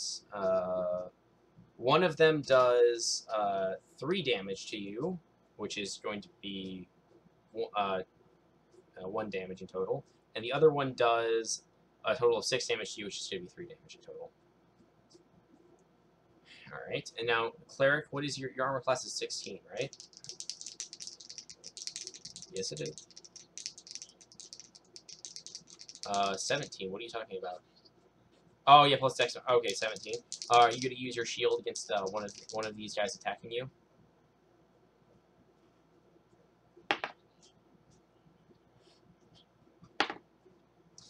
Okay, well, one of them manages to hit himself. Well, hit his buddy, that is.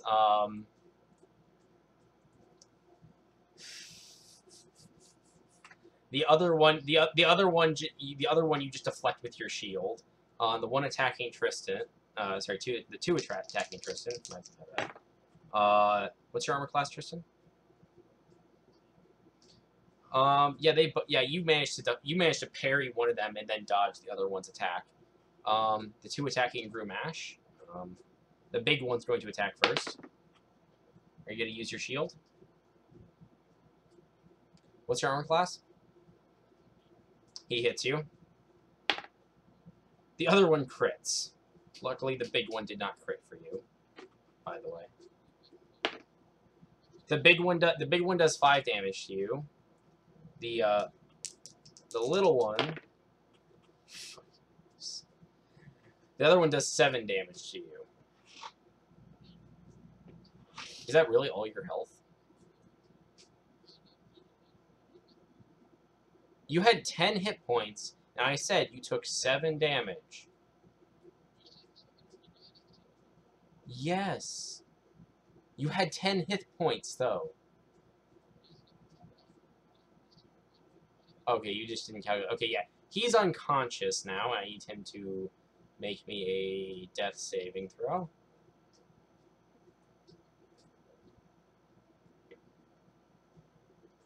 You don't have disadvantage for a death saving throw, by the way. You make the death saving throw.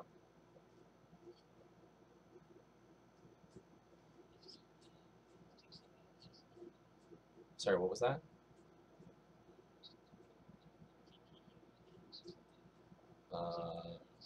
That's range. It's based on a range. Okay. The archers are firing at your guys' party back here.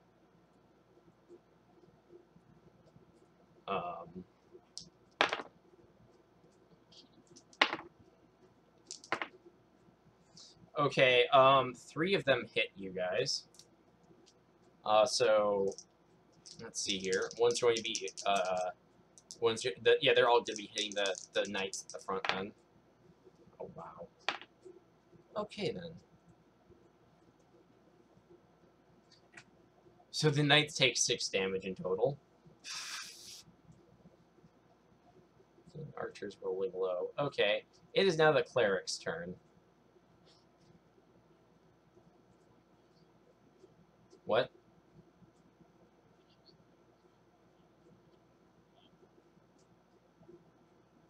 Decode what? Like, I'm... The crown? You don't know. He's translating as fast as he fucking can.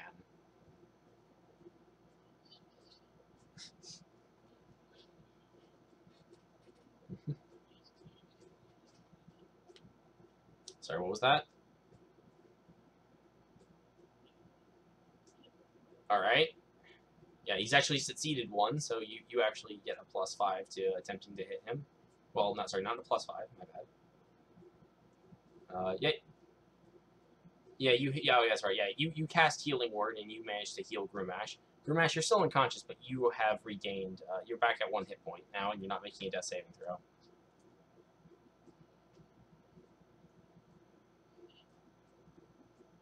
Actually, yeah, you have a half orc trait, which allows you to come back at 1 hit point instead of dying.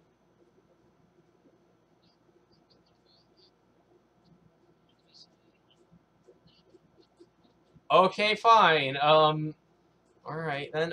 It is now Grumash's turn, so he does nothing. Oh yeah, go ahead. Yeah, yeah, cleric. Go ahead.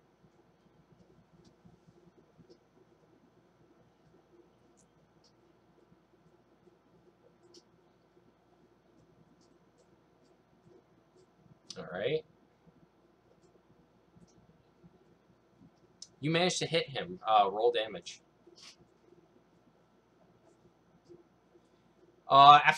You hit him in the back and vaporize the majority of his torso, and he dies. Oh, yeah. There's a lot of blood everywhere. It is now the rogue's turn.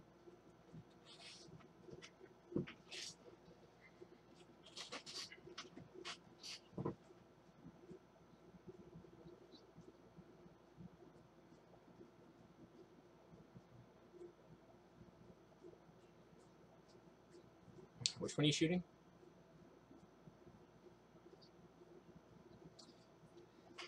Yeah, you fire your short bow and you just shoot slightly over his shoulder, and it flies over and misses.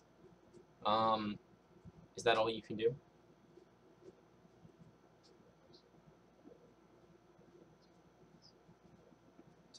Oh, to Grumash?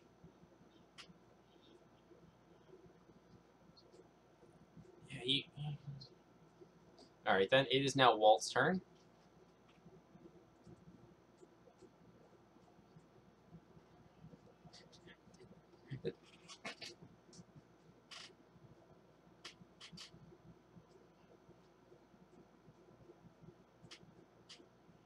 Alright, roll an attack.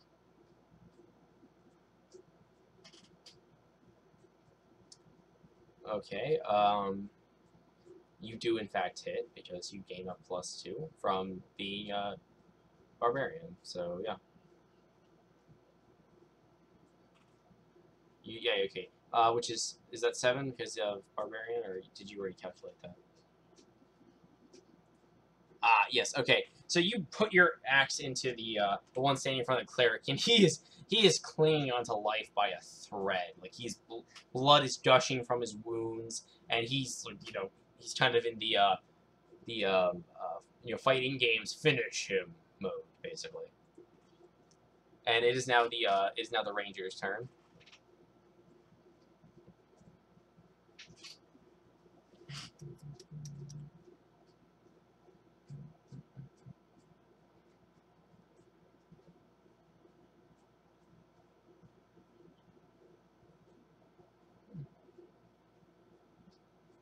I mean, not really, because you're shooting at a bunch of enemies you don't care about.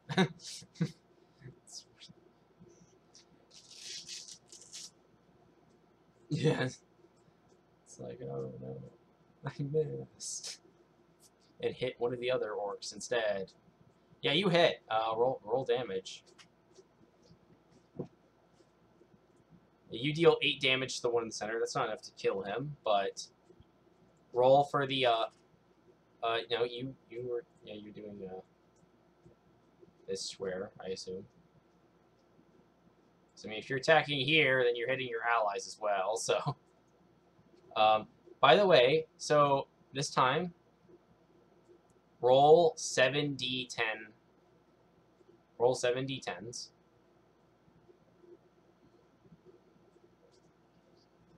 Okay. The one that you hit with the arrow takes an additional 2 more damage. That's not enough to kill him, unfortunately.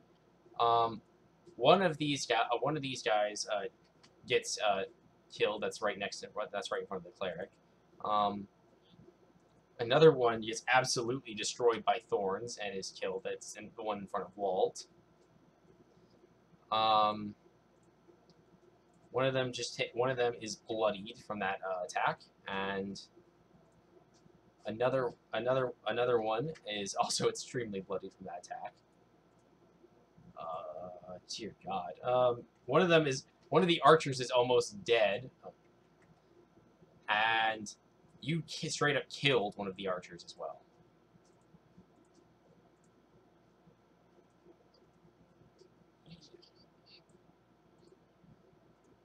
Says the unconscious half-orc paladin, who did not even manage to kill one orc, mind you.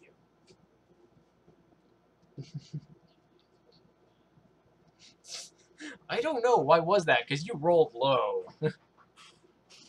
Alright. They don't have that much of an impact on you. Tristan? Yeah, Tristan, is your turn.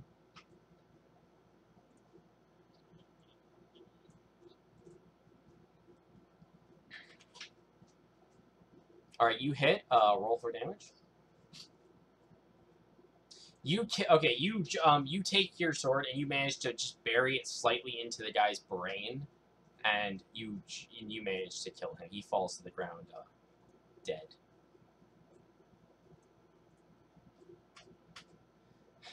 It is now the orc's turn. Let's see here. This orc moves up here. This orc moves in over here. This orc moves here, and this orc moves here. At this point, says, this orc was thinking about attacking the unconscious half orc here, but instead he chooses to charge past and attack over here. It's only because that there's more important targets, mind you. This orc charges over here to confront him. This one also charges up all and goes around here because you guys are actually in a relatively short range, and these two charge around and engage the cleric. And I'm gonna say no because you've essentially you're already engaged with one other orc, and there's 2 more that just joined in. So yeah, that's one thing. Dear God, the paladin, the knights back here, man, they're going to absolutely. They're gonna be dealing with a lot of fucking shit. Oh wow.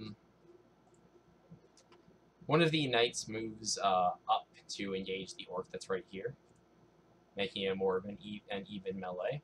But yeah, okay, let's see here. We're going to have 4 orcs attacking Walt because he's absolutely massacring all of the orcs.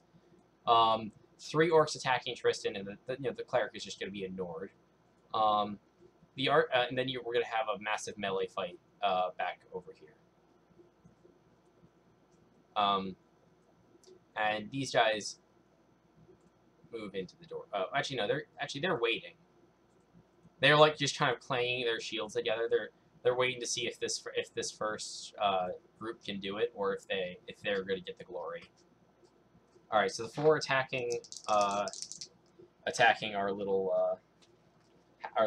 half orc barbarian. Let's see. They're actually not.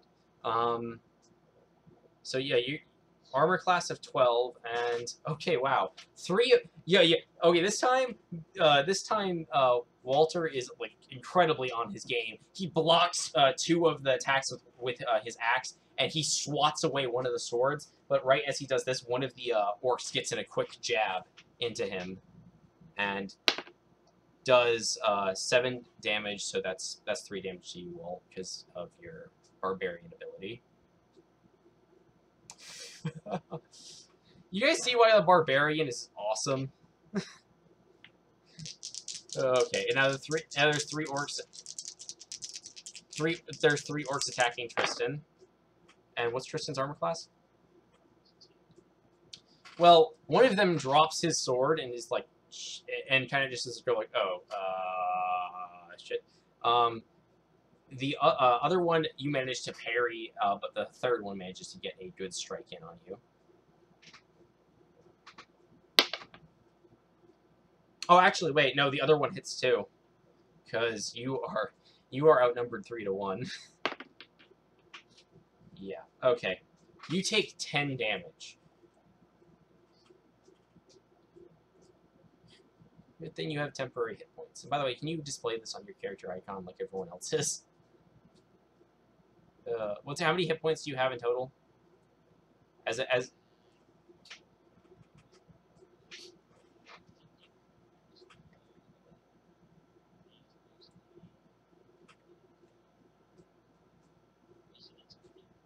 what is your maximum hit points? And then what is your... Okay, how many hit points do you have now? You took 10 damage, so do you just...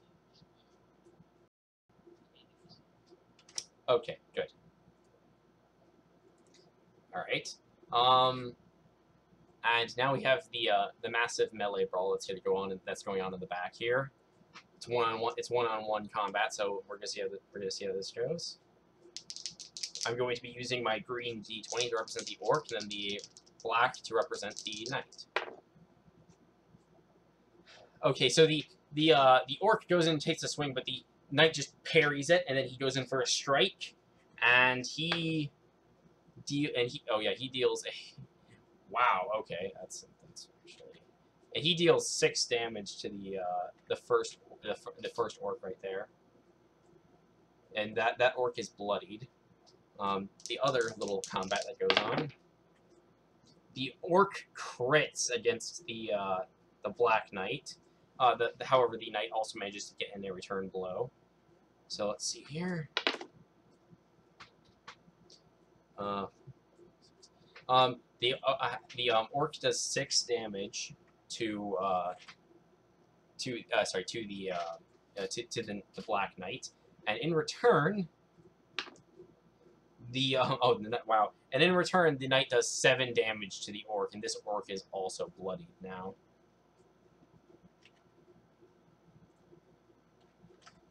And he just gets in a cut up into its jab, and now it's the captain of the captain of the guard against 2 orcs. So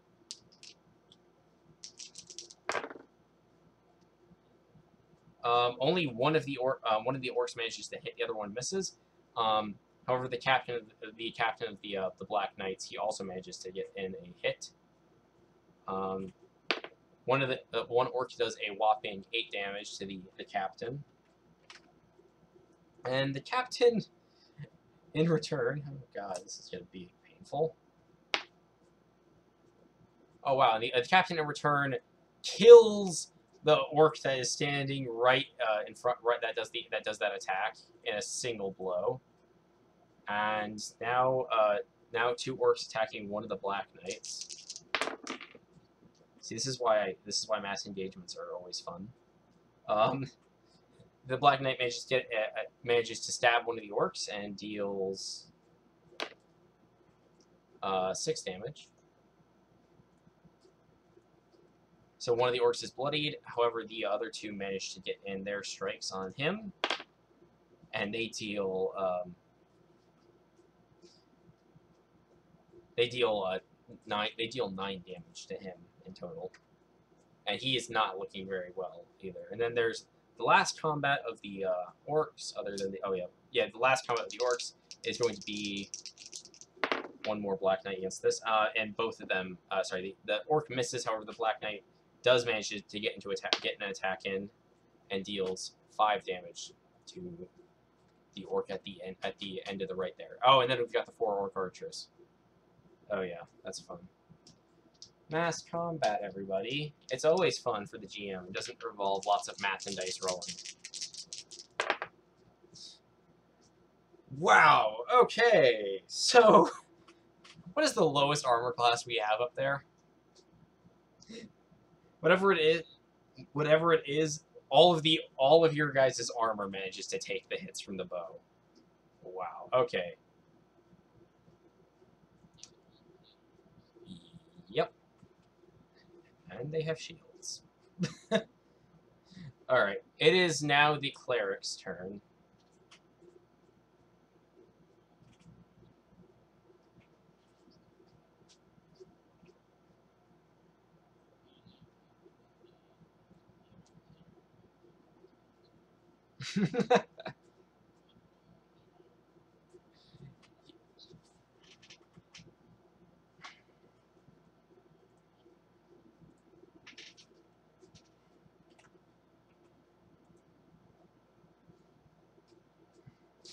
No, Balthazar, you're not doing that.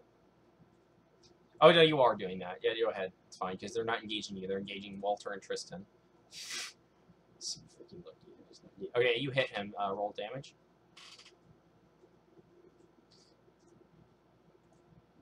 Splat goes the orc, and splat goes his friend that was immediately after him. Your bolt goes through both of them. And you suddenly hear a voice scream out, and it says, "Headshot, double kill." All right, and it is now Grumash's turn, which means he does nothing. It is now the rogue's turn.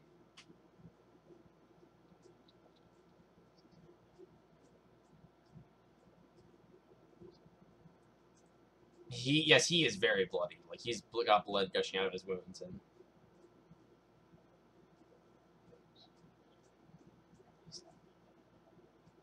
all right, you're gonna shoot over the knight and melee and go into. You shoot the Black Knight in the back. Roll damage. You deal 6 damage to him. He's not dead, but he just kind of looks back at you and is like fucking pissed. And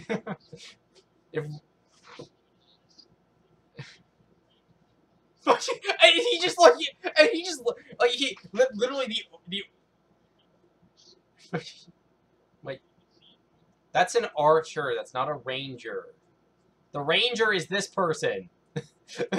Who's on the other side of Grimaldi and couldn't have possibly shot him unless it was intentional.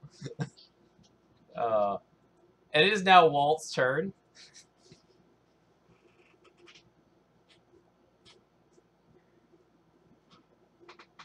Alright. Well, this is a different orc, but yes. You hit him, roll for damage. Alright, that's alright, you dealt 9 damage to him, and he's definitely, you just bury your axe in his chest, and he's still alive, but he's just like, he regrets everything. And it is now Celine's turn.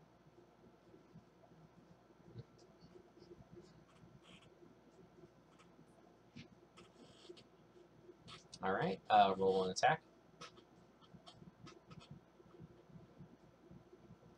You just did a crit fail and hit the paladin in the back. You hit. Roll damage. Yep, you kill this one with the bolt, and then roll me a d10, please.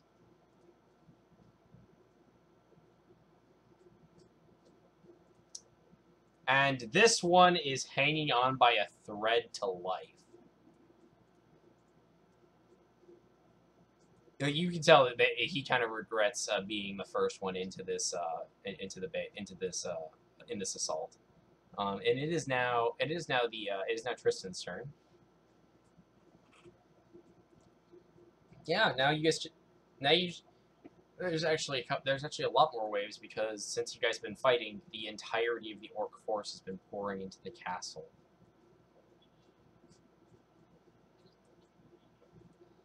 Sorry, what was that?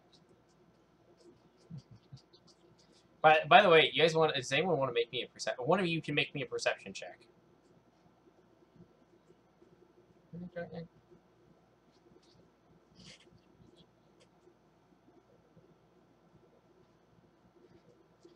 Okay, from outside, you guys hear the sound of marching, shouting, cheering, and you can hear the roars and the battle hymns of over 1,000 orcs outside.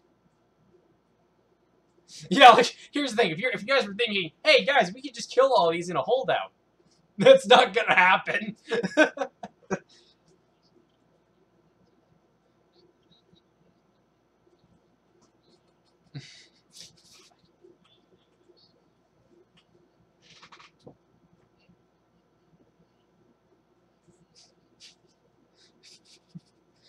Yeah, second wave. Yeah, the second. Uh, yeah, you hit him. Roll for damage. Yeah, this guy. Yeah, you almost killed this guy with your sword swing right there. All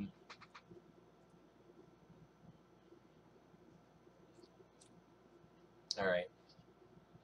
All right, and now it is the orc's turn. Um.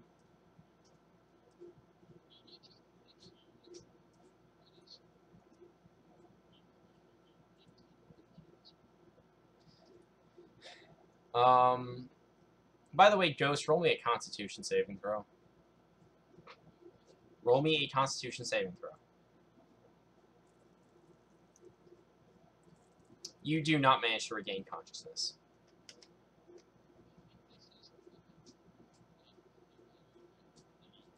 You cannot use it when you are already downed. You had to use it when he was going to down you. That's what it says in the freaking rules. Oh my god. You could have been doing... I'm not giving you any XP for this round. This game. I'm sorry, dude.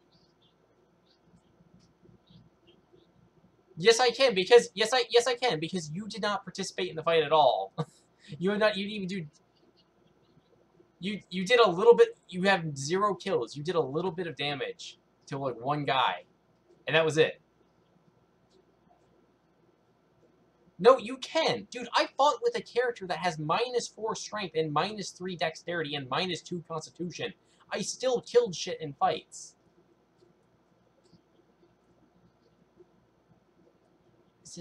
Fighting with disadvantage is not that hard. You actually haven't been getting poor rolls either. Okay. Okay. So now it is the orc's turn. This guy walks over here. He kind of just sits... He just kind of sits down next to your corpse. And stabs you with a knife.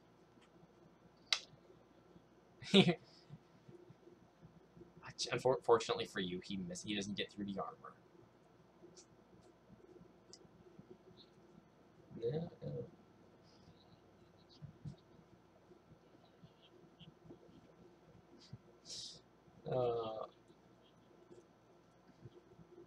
By the way, to let you know, that will transfer to your next character if you roll a new one. Soulbound. It's a soulbound item. No, it doesn't. But I'm kind of getting tired of you basically just saying I want to just roll a new character to avoid all of this bad shit that's happened in my current one. Well, it seems like it because you basically went. You basically were like, "Oh, I'm not going to use it yet." I'm like, the only time you could have used it was when you got downed. Yeah, you should have known that. It's in the rules. All right. Anyways, now so there are 4 orcs that are attacking. That are attacking Walt, and 2 of them. Walt manages to block 2 of them. The other 2 managed to hit though. Could have been really mean. I could have had all of these guys have great axes. Okay. They do a total of 10 damage, so you get hit for 4 damage. Walt. Beat Aerith. Yeah. All right. Now the 3 attacking Tristan. What's your armor class, Tristan? 2 of them hit you. 1 of them you managed to parry though. They do a total of, let's see, 1 of them does 3 damage to you. The other one does 4. So 7 damage. Yeah, you take 7 damage. So you're.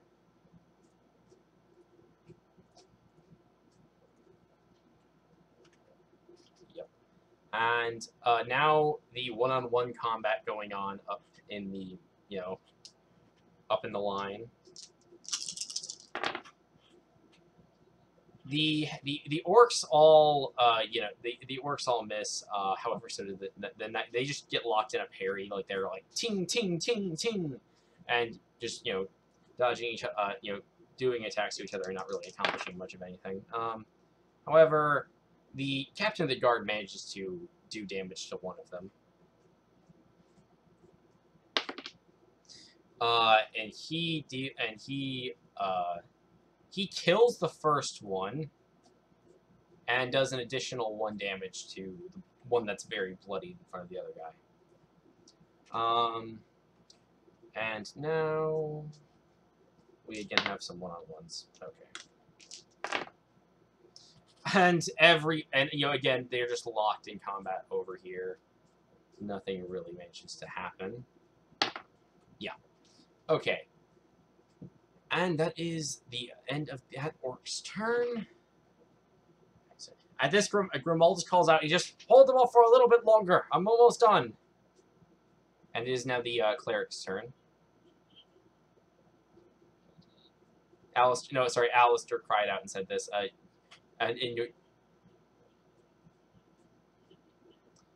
He's holding the barrier back, he's keeping the barrier from reappearing and killing Alistair. Let me put it that way.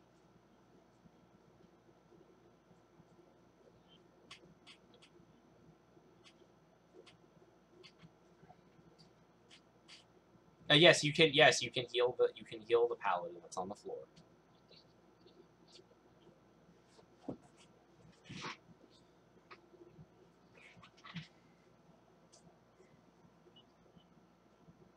By the way, to let you, the one that's on 1 HP on the ground in the middle of the floor, which with a goblin attempting to stab him in the chest. I mean,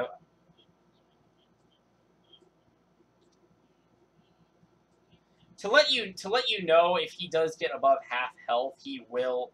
To let you know if he gets above half health, he will regain consciousness.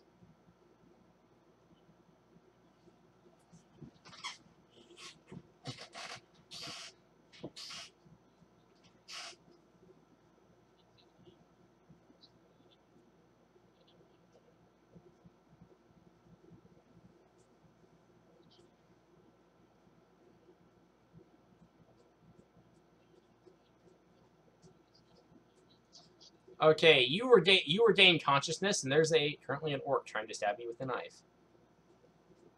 And oh yeah, sorry. What does the cleric want to do before it's the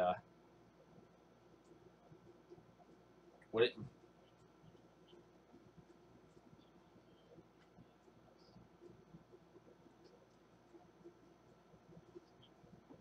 Which one? If you mean this guy, yeah, he's almost dead. How bloody is Walt? Walt is at 9 HP, but he is still raging.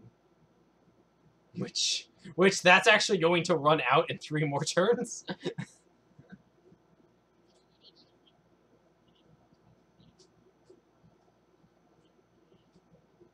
Yes.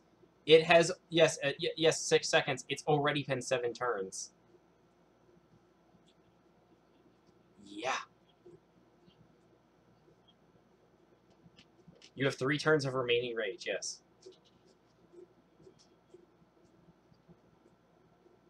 Okay. Okay, hey, can I just, Balthazar, can I just let you know this? Your spells can kill 1 person.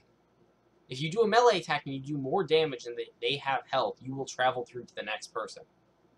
Just a word of wisdom for you. But you didn't do anything. It didn't manage to do anything. But yeah, you all right. It is now Grumash's turn.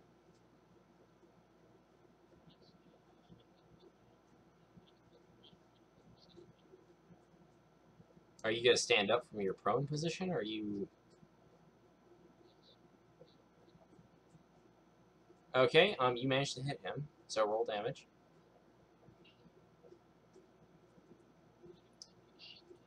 And you just stab the orc in the chest, and he falls over dead. He was on 1 hit point.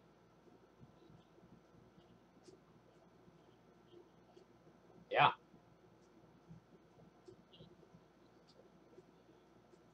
Yeah. You can. I mean, I know you have a spell, but you don't. You no. You can.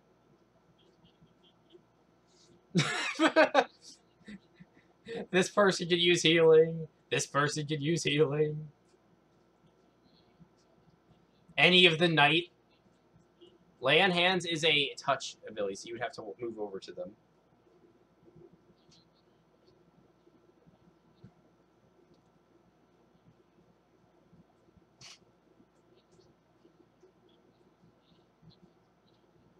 Yes, you can throw a javelin. Yes. If they are not looking at you, the advantage you get is that they will not be able to raise shields or anything like that.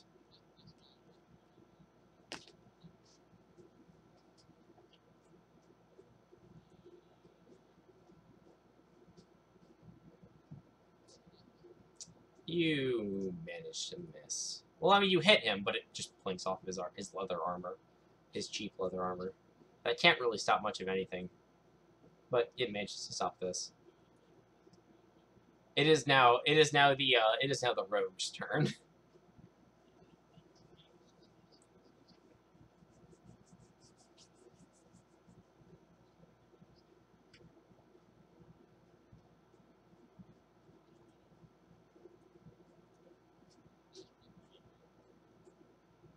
Nice rapier you got there. It'd be a shame if something would happen to it. Um, you do actually have advantage because you're 2 against 1, so you do manage to hit. So roll damage. Yeah, you managed to stab right through this guy, and actually, yeah, you managed to kill this one too. You just thrust up against him, put a sheer sword through him, and you managed to just stab. You managed to run those 2 through.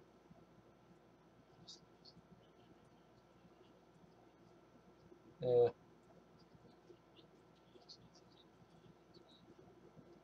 okay, it is now Walt's turn.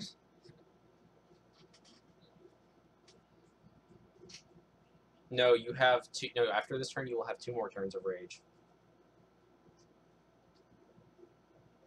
You probably should. You like to roll an attack, Walt?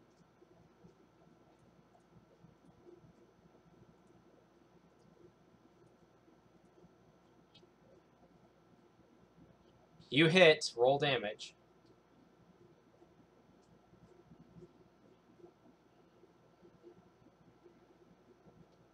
Yeah, I can have you do that as a bonus action. You do 9 damage. So you kill the first orc over here, and you also manage to bloody this orc that's right next to him.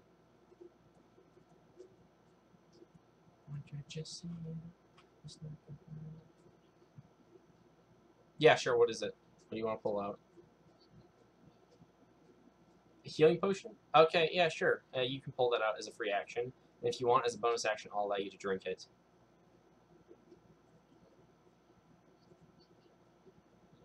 It's a healing potion is 2d4 plus 2.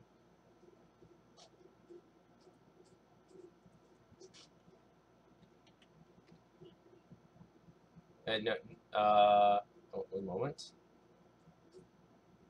Potion of healing is 2d4 plus 2.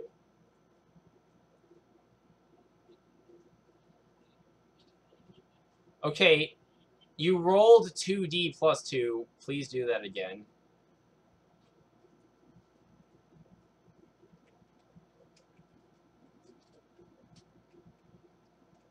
You know what, never mind. I'm just going to do it. There you go. You gain back 7 hit points. Walt, when you're rolling 2d4, you have to roll 2d4. Like, look what I did. I said, it says rolling 2d4 plus 2. You put 2d plus 2. That doesn't do anything. Okay, but you gain back 7 hit points. There, I did it for you. No, he does not. I already did it for him. He gained back 7. It is now Celine's turn.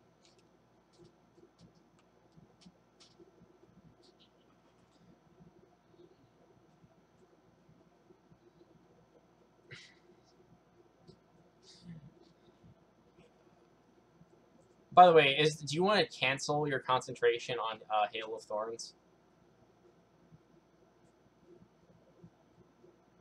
If you want to just cancel it, and considering the fact that if you don't, you're going to be hitting your own friends with it.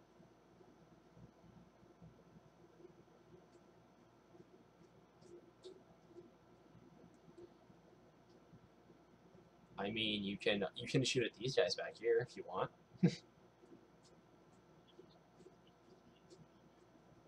All right. All right. Roll an attack.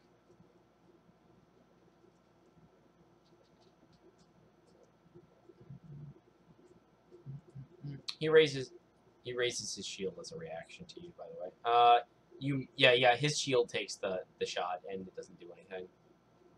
All right. It is now Tristan's turn. No, you will get they will get 3 attacks of opportunity on you. I mean, you can if you want. You can disengage, but they're just going to advance on you. What? Disengage action, but that would be no. You don't get to move away from disengage action. You get to move away 1 square. That's all a disengage action does. Yeah. Are you going to attack then? Do you have a second wind left?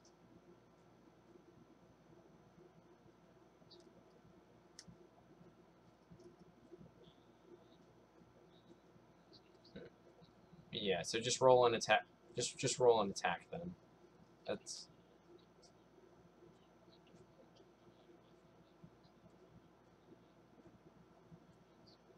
You hit.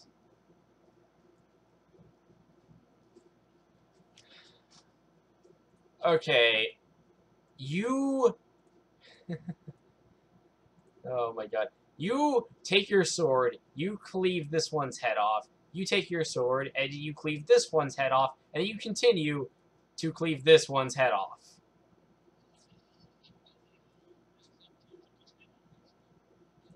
And they are all dead.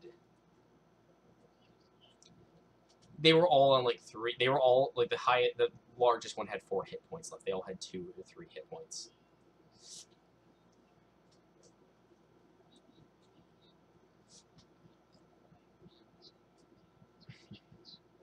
So it is now the orc's turn, which okay. And all that's left are these 3 orcs which are going to these 3 orcs which are going to attack Walter, and then these 2 attacking the Black Knight, and then one of them attacking a Black Knight. And let's see what they do. The 3 of them attacking Walter, 2 of them are completely incompetent, have not hit anything this entire time. One of them does hit Walter, though. And he does 7 damage, so that'd be about 4 damage to you, Walter. Alright. The 2 attacking the Black Knight swinging back in return. The 2 that attack, only one of them is incompetent. The other one manages to hit and deal 3 damage to the Black Knight, and he is now bloodied as well. He, however, in return makes an attack and deals 10 damage to the orc that. So he manages to okay, wow, he manages to slice right through this orc and then deal 4 damage to the next one.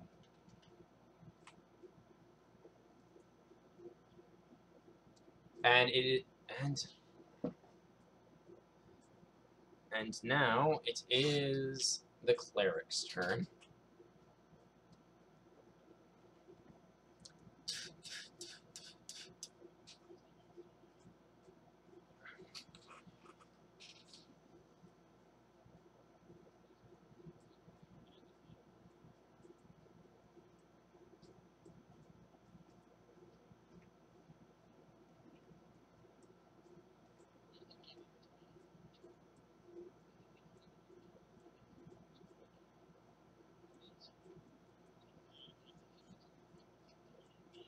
I accidentally hit Control V. It was just an accident.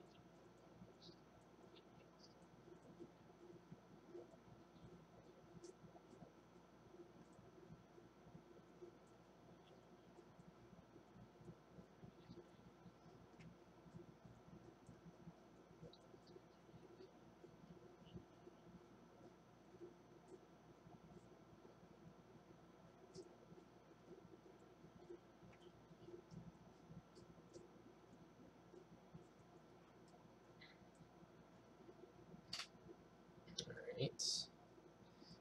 By the way, you guys hear the sound of doors being broken down.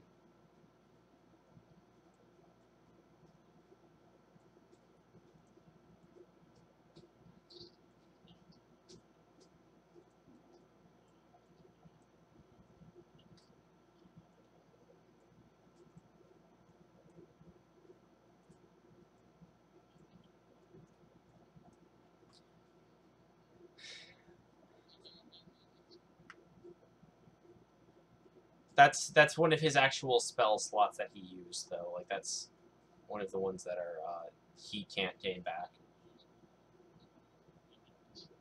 Alright. He named it that, and I really need him to, kind of keep. I guess you guys need to at least keep in quotation marks the actual spell. Sorry, put the actual spell and then put your whatever you want to say it in quotation marks, please. It is now Grumash's turn.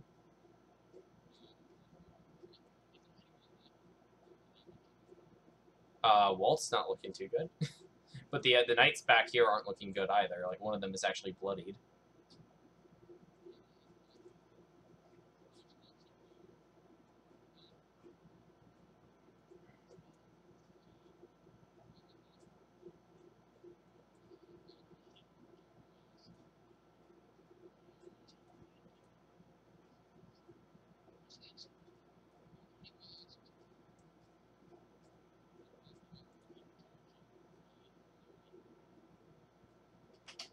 All right, yeah. When you roll for attack, you gain an additional +2.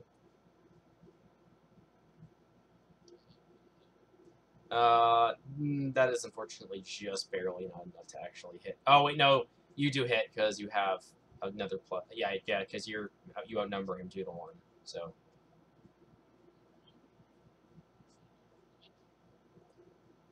Okay, wow. This guy is hanging on by a thread to life. Like, he was not expecting it.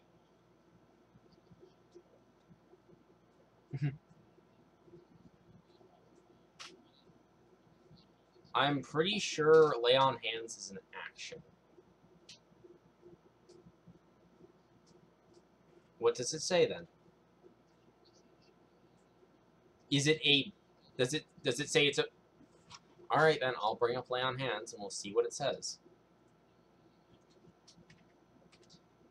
You should have written it down. Paladin, Lay on Hands. Let's see here. Oh my god, okay.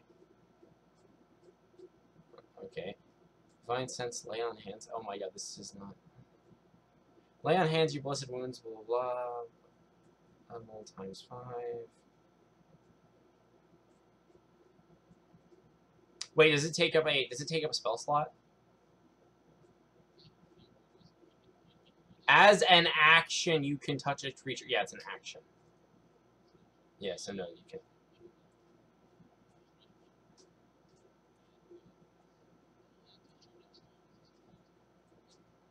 Okay, it is now Quentin's turn.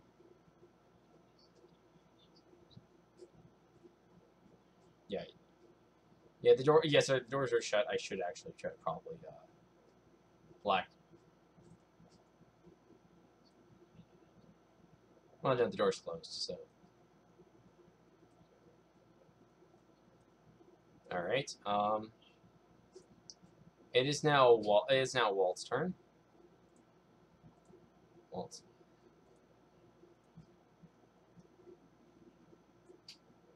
Hmm. What? No, he has two more. He has 2 more turns of rage, including this one.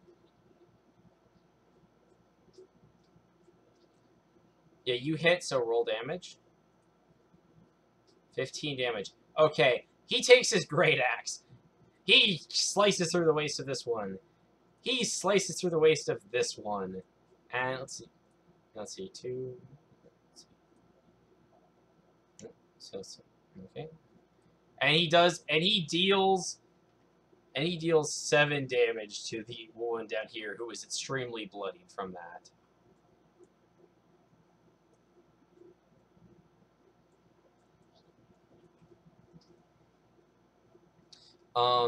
And now it is Serene's turn. Okay. Roll an attack. He has his shield raised to you.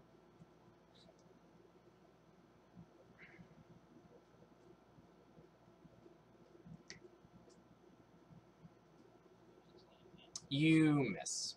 It just clinks off of his shield. The shield wall is Troka. It is now Tristan's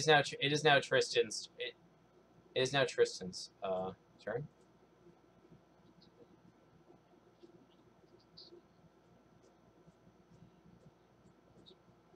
The only one to care about the NPCs in the back.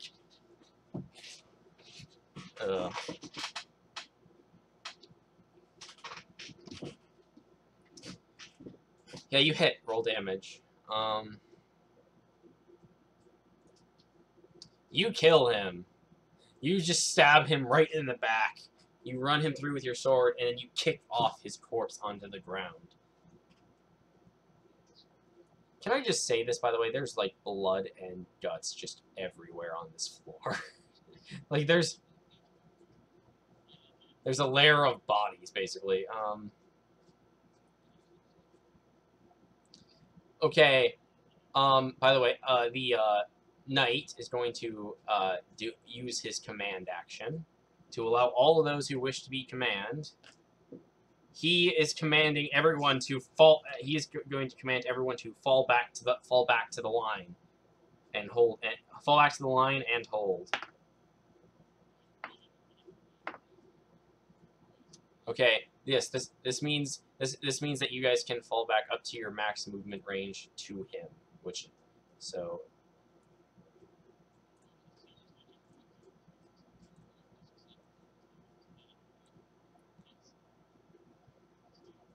Okay. And now it is. Sorry. Oh yeah. So now it is the new orc party's turn, which is. Oh, sorry. It's. Yeah, they are, but they're coming in now. Well, I'll do the move. I'll do the movement of the old orcs first. And well, this one's already in combat, so he's going to do an attack against the Black Knight. He misses, but the Black Knight hits him. And yeah, he's dead.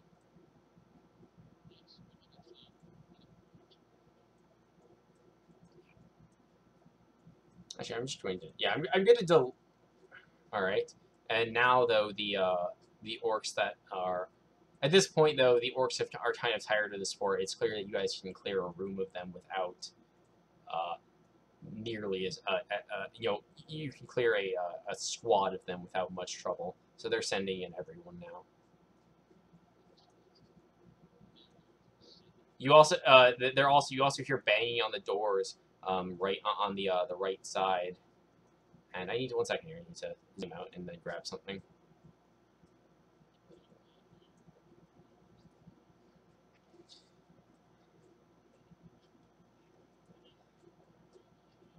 If I was gonna do a cave troll, I would have done it for the first one.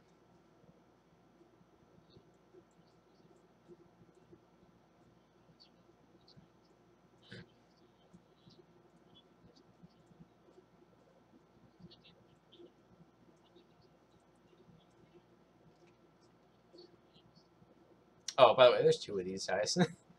Yeah, you guys notice that there's two of them? And well, that's actually the sum of the orc's turn, and now it's the and now it's the cleric's turn. At this one at this though the at this Alistair says, just a few more seconds. I've almost got it.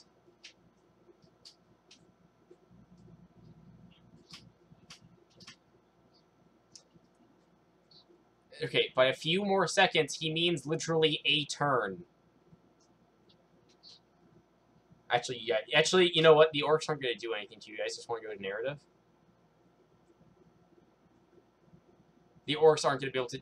Yeah, I just realized the orcs aren't going to be able to do anything within 1 turn. You guys want to go to narrative? Okay, so the orcs, you know...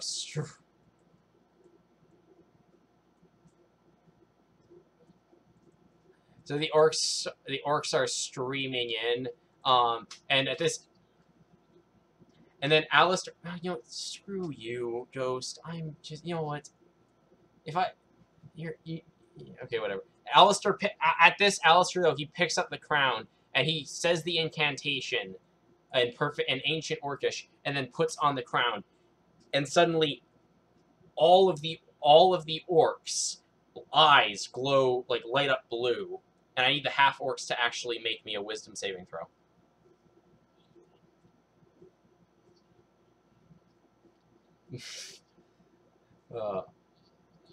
You guys... Okay, Gromash manages to succeed. Walt, however, I want you to mark one of your death saving throws as a failure. We're going to use the death saving throw counter to keep track of this. And this really, to be honest, here's the thing. Last time I ran this adventure, I didn't have any half orcs in the party, so this wasn't actually a concern.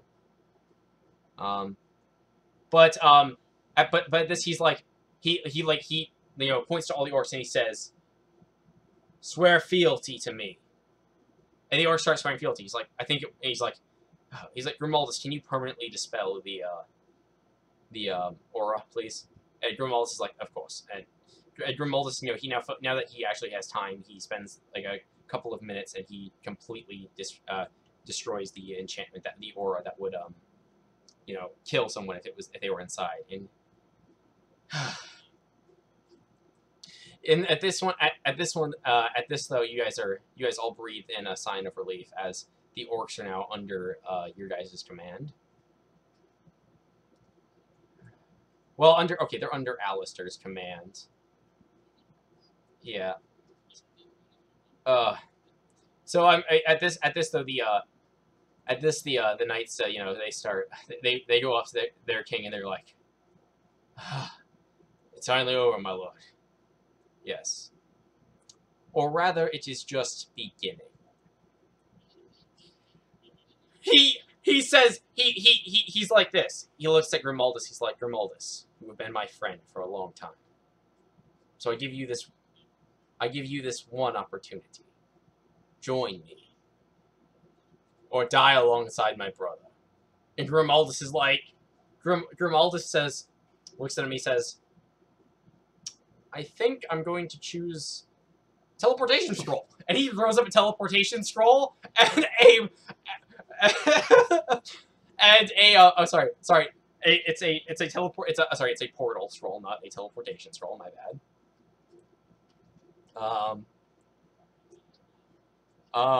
I know this is red, but you know, just use the.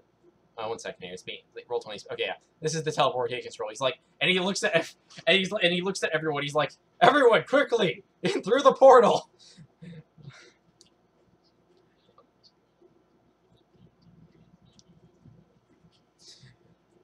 So you guys, does everyone just kind of go rush in? And as you do this, he tells Alistair yells at the orcs, "Get them!" And the orcs are like charging all around you guys.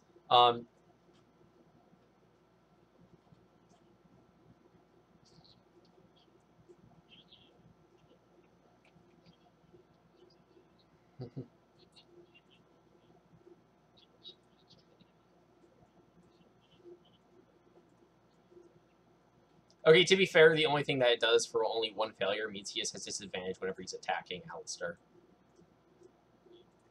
Yeah.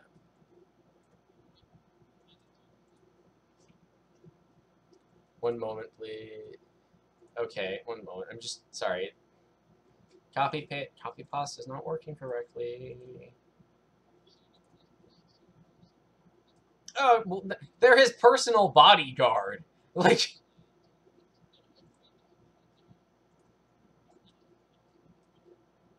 okay.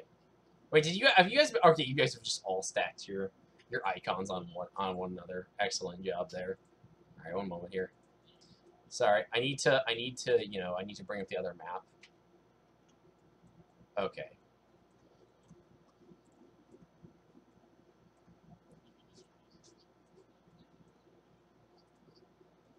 I li I literally named this episode "Curse Your Sudden but Inevitable Betrayal," and I put in the title. Come on, you guys didn't really see this coming.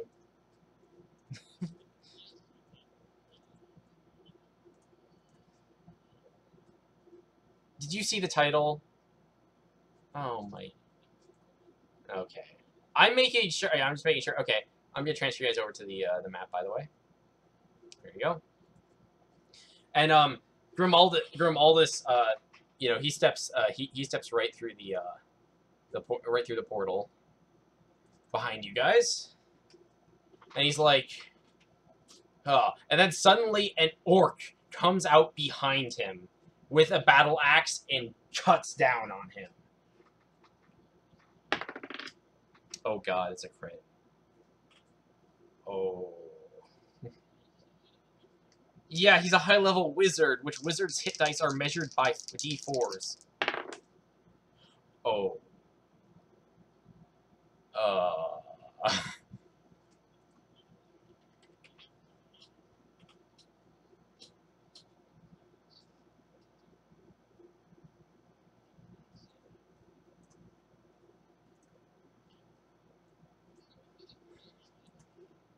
It's the only. It is an orc, actually.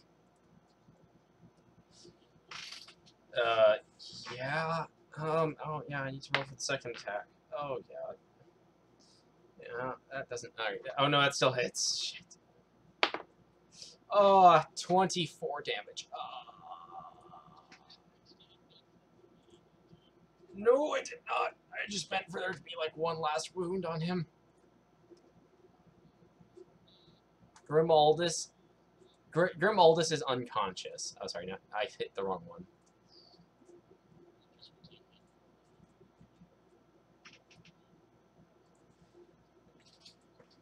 The portal just closed. The portal was closed when he got knocked unconscious. You guys don't need to roll initiative. Guys, you don't need to roll initiative. We just use the current initiative order. Celine, it's your turn.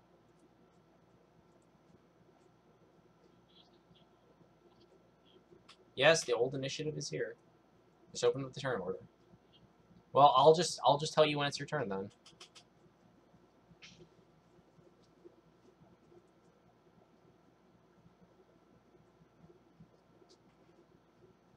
All right, roll an attack.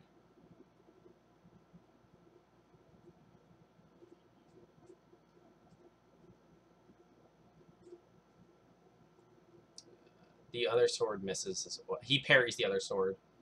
Okay, it is now the rogue's turn.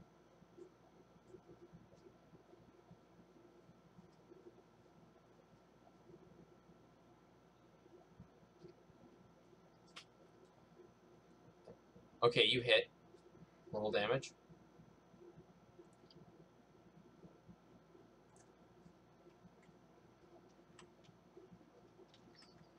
You managed to get in a good hit on him, but he's still standing. And now it is dear God, who is that? Oh yeah, Tristan. It's Tristan's turn.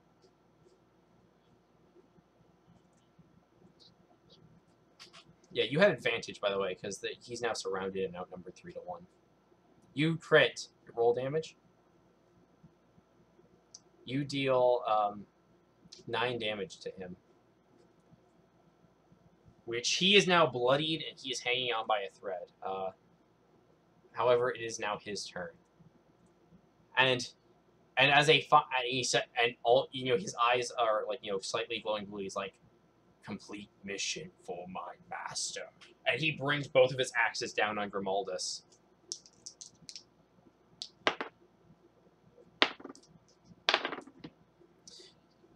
Grimaldus is now taking critical damage.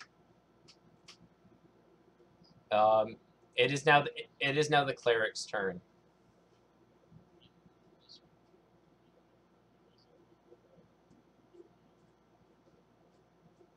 You cannot. Okay. Well, sorry. No. Rather, it's not that you can't heal him. It's just that he's got too much critical damage at this point for you to heal him back to health. No, medicine's test is not going to work either. Well, okay. Okay. Let me put it this way: he's already dead. I mean, you don't understand. He has 13 critical damage. You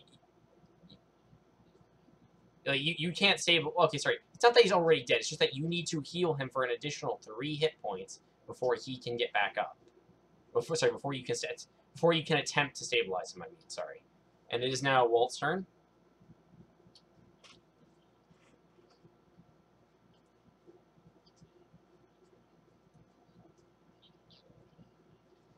Now you can try.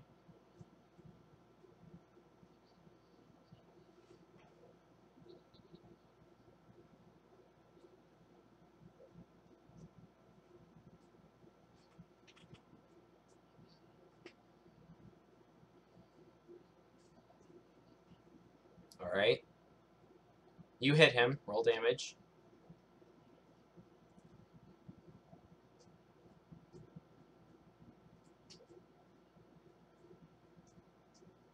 Okay, roll damage then. Yeah, you just Walt just comes up and uses his battle axe to behead the guy.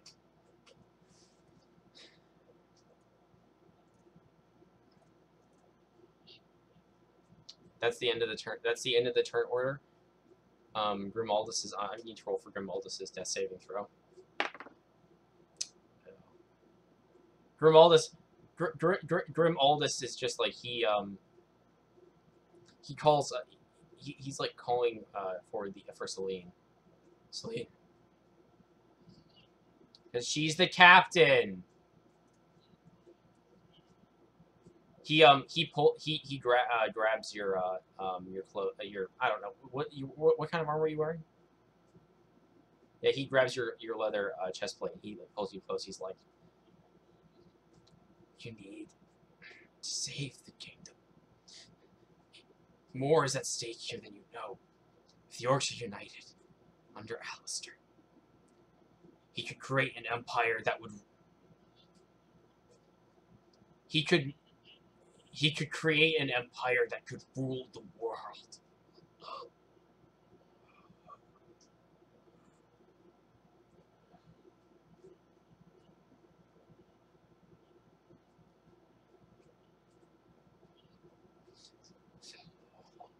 He at this Grimald's like, I hope to see you again, and then he vanishes.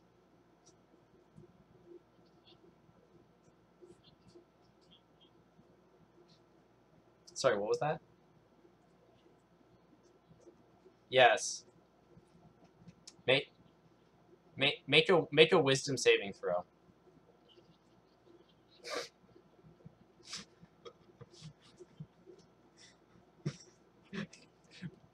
Okay, yeah, you fail. By the way, just let you know at this point, your half orc paladin, he does not look well. Like his, how would you describe a orc that half orc that looks, May? Oh, yeah, no, he looks. Okay, yeah, his green skin looks like the equivalent of pale, as if he was sick. It's okay. You need to understand this. Orcs in this universe are green skinned. Yeah. He's now like a really light shade of green. Like he does not look well at all. Does any actually I'm not gonna have you as roll of medical check. You just know he needs like some magical help at this point.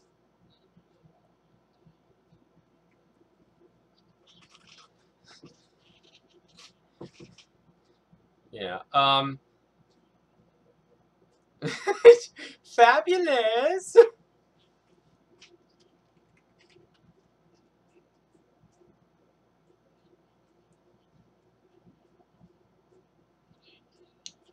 Um by the by the way, at this point you hear a cart approach. And I'm not gonna put the cart down, but just kind of. So there's a cart being pulled by an undead troll, and in the cart, sitting in the back, there is sitting in the actual cart itself, there is the necromancer, and and in the back there's a pile of dead orcs, and he just kind of. And 1 second here, I need to actually count up how many orcs you guys killed. Yes, but I need to actually.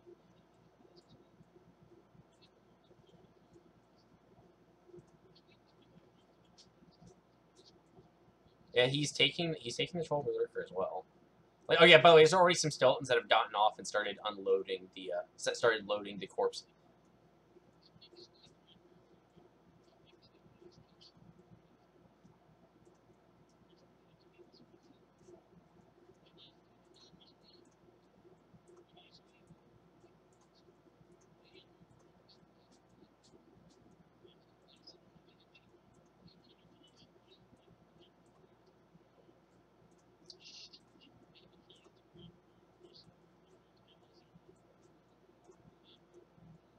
He.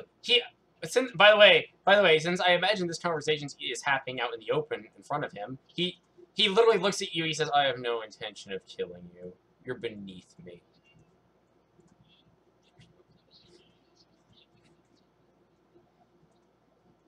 It would. You are good to your word. Keep it up. And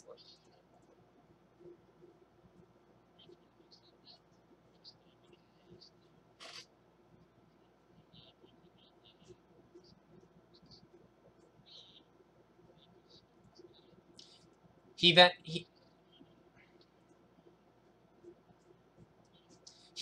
he the corpse gets loaded.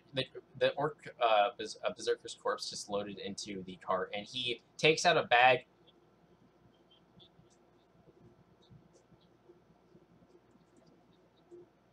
He used two battle axes. Yeah. He then throws you guys a bag of 300 gold coins.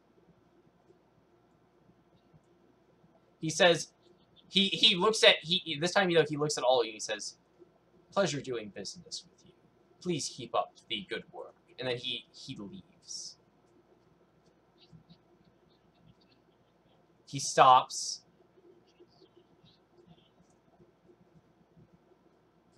He just keeps walking.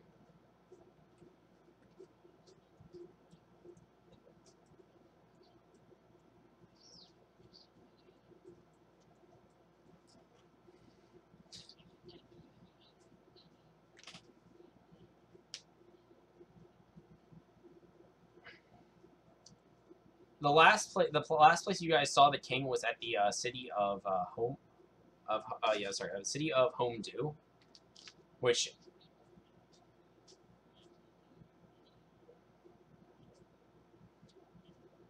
Oh yes, by the way, if you guys decide to look around, you guys can actually see the castle that the orcs were attacking off in the distance. Except now none of them are attacking. They're now all they're actually they've all kind of started reconstructing it. Actually, no, never mind. They are not reconstructing it. That's right. I read that wrong. They are now, they are now leaving in mass, and they appear to be gathering up into larger groups. Mm.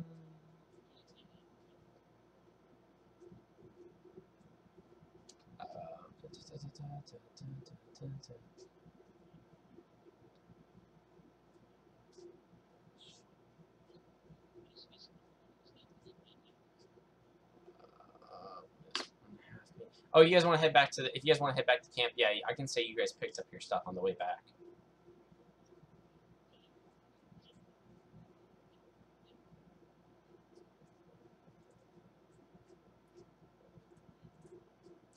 Yeah, that's another thing. Which one of you wants to actually lead the party back through the woods back to the capital?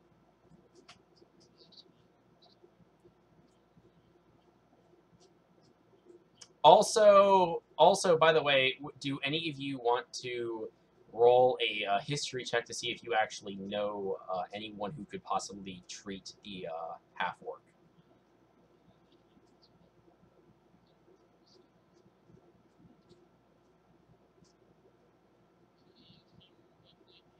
Grumash, you do not know anyone. Keep in mind, it's Quentin knows somebody.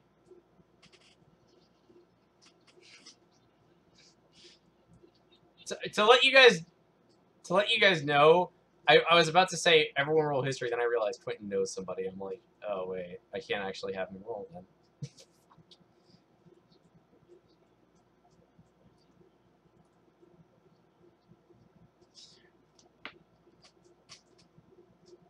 Okay, if you guys wait 1 second here. If you guys are gonna have a private conversation, then we are going to platoon 2. Okay.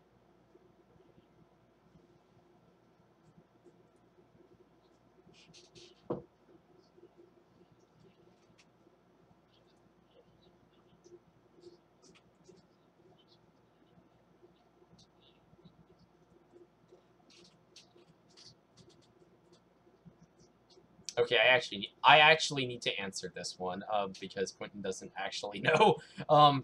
Basically, what this thing would basically Quentin continues to tell you what thing would do was it would continue to weaken you and make you slower and reduce your constitution until you died, and you became nothing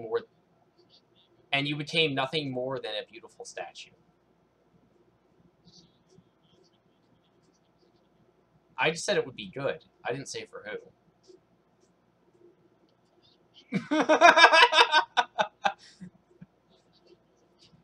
Which by the way, the statue effect, that's actually why your skin's getting paler. It's actually starting to turn into stone. Yeah. That's gonna be with like the last 4 failures, but as those happen, you also start to lose your ability to move.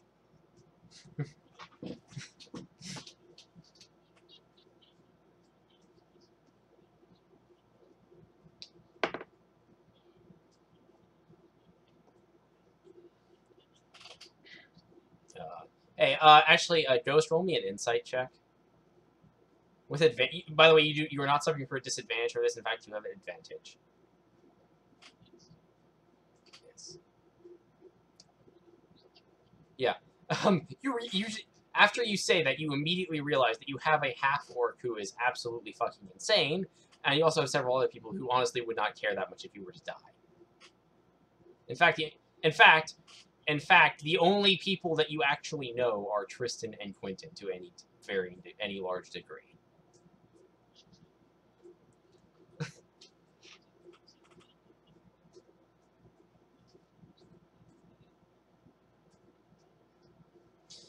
Yeah. Which which, by the way, in total, it would take you guys. But no, it's not going to be the witch. Yeah, I mean, it's going to be a sorceress, but dude, like the fucking witch that the witch. Remember, the witch you met. Oh, dude, think about the odds of it being her. The witch that you met was off back in your homeland. You are very far away. Like your homeland does not even show up on the goddamn map. Like, sorry, what?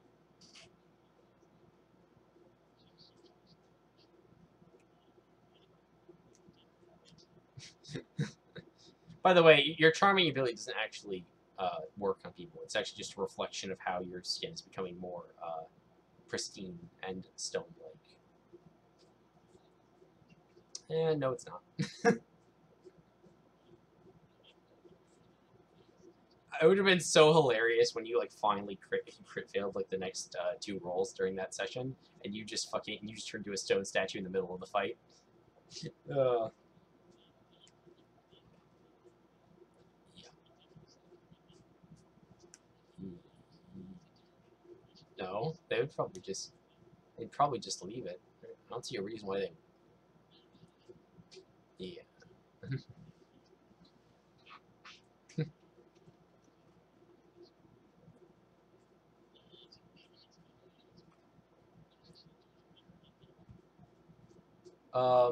By the way, I'm just going to have.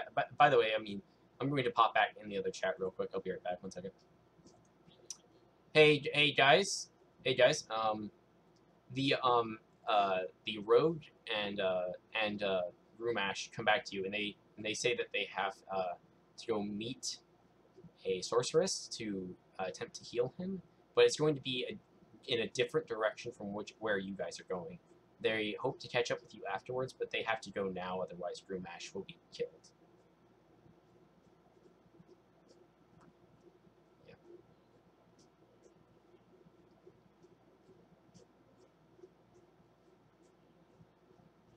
Mm. Tristan, how about you? I mean, yeah, if you, I mean, it's like, I mean, it's just really a question if you guys really want to go together or not. I mean, they're more than willing to go. Okay, yeah, sure. So Prometheus, then in that case, I'll move you to Platoon 2. Okay, after you guys go up to go tell him that you're leaving, Prometheus, Tristan offers to come with you, basically because he's, he's kind of, he doesn't like the group anyways, and you guys are the only people he knows. So, yeah.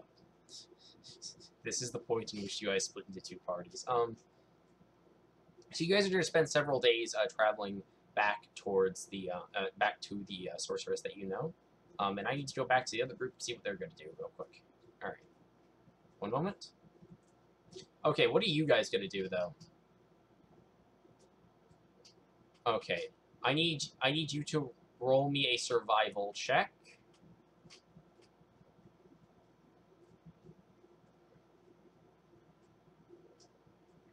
Okay, you roughly know which direction the forest you have to go to get to the city of Homedew.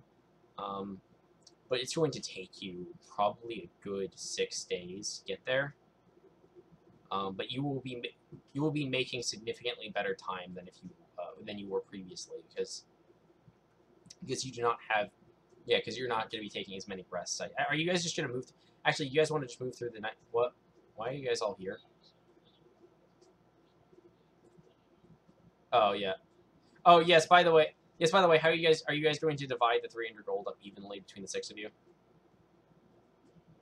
All right. So if you guys each get 50 red gold coins. Again,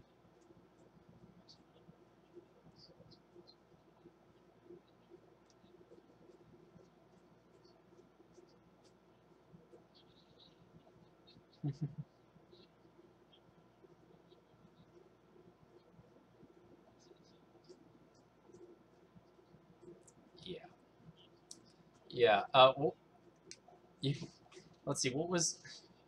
What shit? I've got. Okay, yeah. If you guys want to make an Arcana check to figure out what this contract is, that's fine.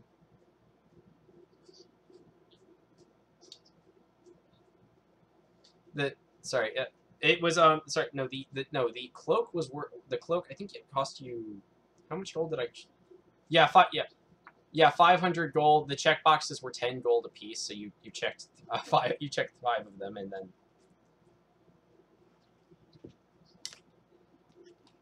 did I put this in your? Uh,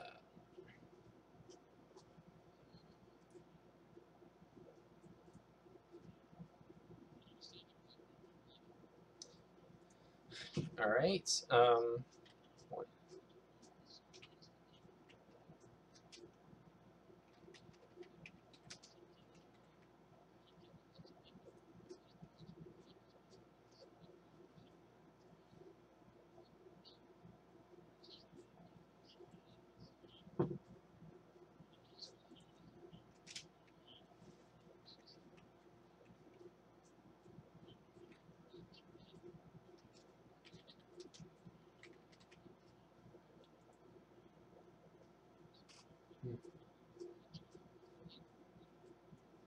Yeah,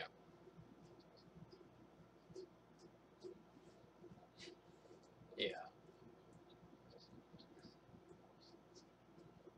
Which by the way, I'm assuming you guys actually plan to meet up in Home Dew after you guys are done with your adventure. Yeah. Okay. So you guys, yeah. All right. All right. And so after you guys, say your heartfelt goodbyes and wish each other well, the 3 adventurers leave. Yeah. Okay. Now what? Now you guys are heading. Now you guys, it's gonna take you guys 6 days to get to the city of Homedew, and I will be doing you guys shortly. All right. Um, I'll be back in just a moment. Okay. So you guys are heading towards the sorceress's tower, as it were. Um, no, you guys are still in the Orcish wilderness. It takes you guys 3 days to get there. Are you guys gonna push on through the nights, or are you going to? All right, I need you guys to all make me a Constitution saving throw.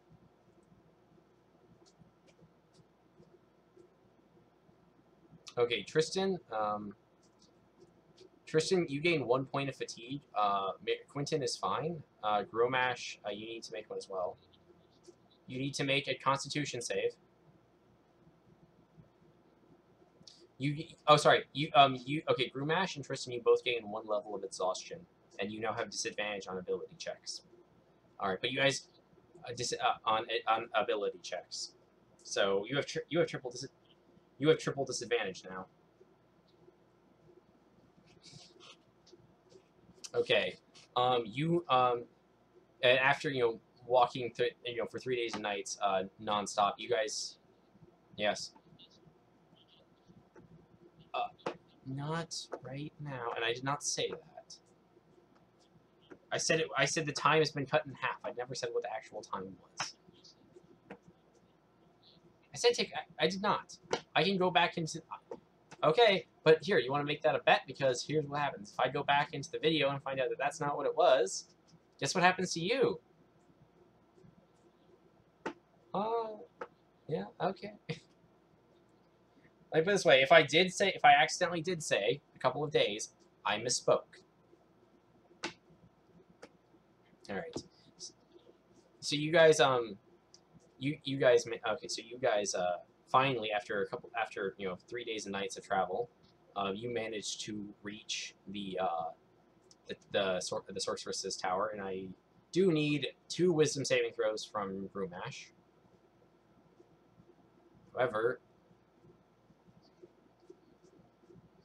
However, now that by the way, now that Grumash actually, by the way, congratulations, you actually succeed both. Because you now know that you're resisting something, you actually decrease the wisdom save necessary by 5. So you succeed 2 by 1 damn point. All right. So you guys like reach a broken and destroyed tower, and it's just in shambles. Uh,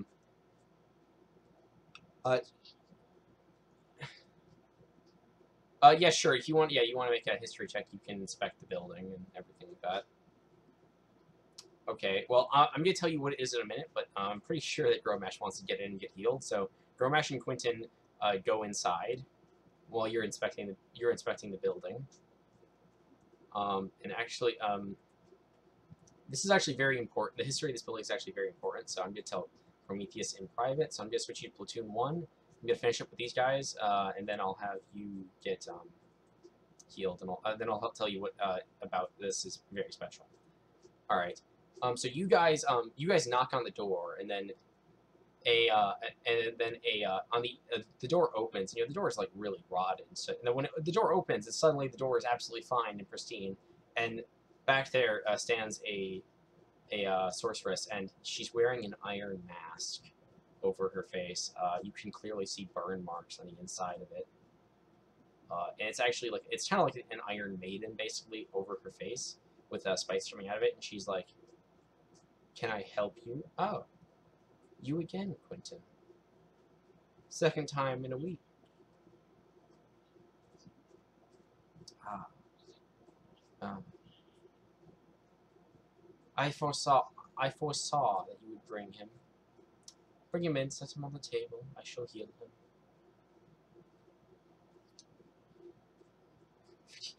Okay, dude, are you gonna say wait at like every fucking thing that I say out of another NPC's mouth? Like, this is getting ridiculous.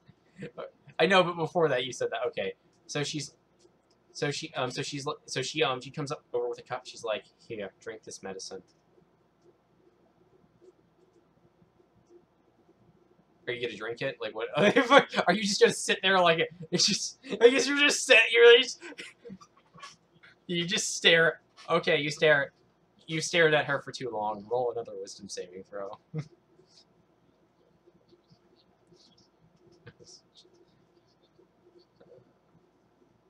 You managed to succeed. Uh, oh, yeah, okay, you get one more failure. Luckily for you, you have a fucking 3 gap. Your skin gets a little bit paler, and you start feeling a bit slower and weaker as the time goes on. You drink it, and she says, "Good. That will calm you while I operate." And you feel the darkness close in around you as you fall unconscious.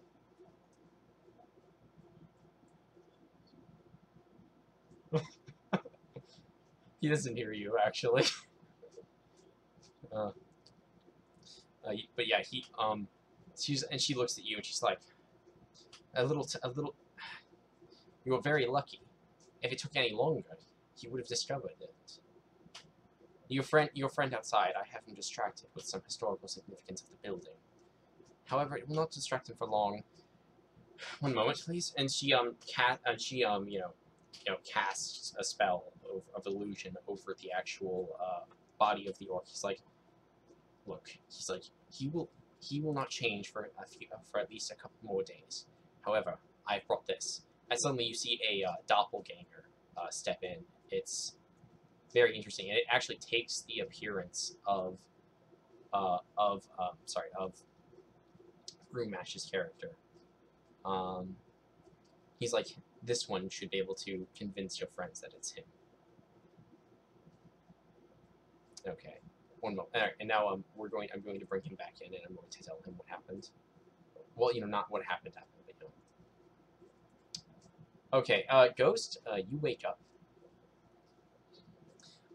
Unfortunately, she looks at you and she's very sorrowful, and she's like, "I'm deeply sorry. No, I managed to remove the curse. I managed to remove the curse. However, you will never gain your full strength back as it was. However, the curse has been stopped, and you have returned to what I assume to be your normal appearance. And one moment here, I need to go to your character sheet. And I need to adjust some of your stats. Okay. Your charisma goes back down to. Okay, what was your original stats? I just need to Okay, you had a 20 strength, a dexterity 12, a constitution 16, intelligence 11, wisdom. Okay. 16. Just be glad you actually got saved, asshole. Your constitution. However, you actually feel a lot more limber now. Sorry. You only get strength of 4. You only get strength of 14. Oh, sorry, no, 15. My bad. Because that was half of you. Because that was half of your strength that she managed to save. Because she didn't get everything she wanted. However, your dexterity is now up to 16 instead.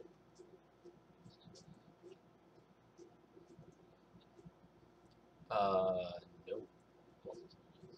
Oh no, sorry. You don't level up until after you, you know. Yeah. Well, no, until you get back to, you know.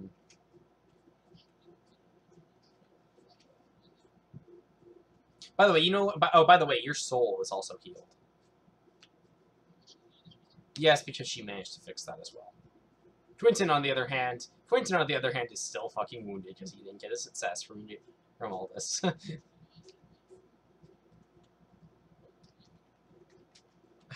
Sure. She's kind of just like, could you, please, not good. I'm not good with people.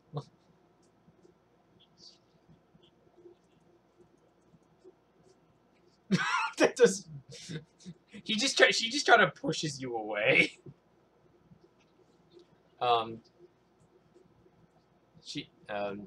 No, like that was an indirect effect of her healing. You don't know this. Yeah. One second, I have to go talk to Prometheus. Prometheus. You managed to get like a good look at the building, and from what you can tell, you think that this is actually one of the old watchtowers back from the Third Age. It was made by it. From the looks of it, it was crafted by elves before it was ruined and laid to waste due to just the ravages of time and other such effects. It's you just kind of find it interesting that this building is still standing after all this time. But it is quite clear, however, to you that this spell is under a illusion to make itself look like it's old. Hello? Yeah. Okay. All right. So you could go inside now, or okay, I'll move you to platoon 2. Okay. So you come inside. So by the way, Prometheus, you come inside and you see that Ghost is standing upright, and he's actually looks much better. His muscles still haven't like returned as well. His muscles are only like half the size that they were before, but he's definitely like he's got that right shade of green about him, and everything just feels. It looks like everything's okay for him now.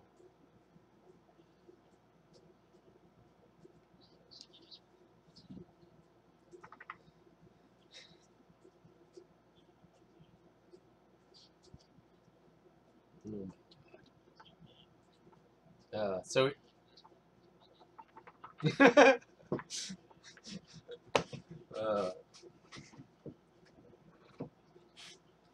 No, all your stats except for your strength return back to normal. Oh yeah, your dexterity got a little higher as well. Oh shit! Didn't do that. Oops. Yeah. Okay. I'm sorry about that.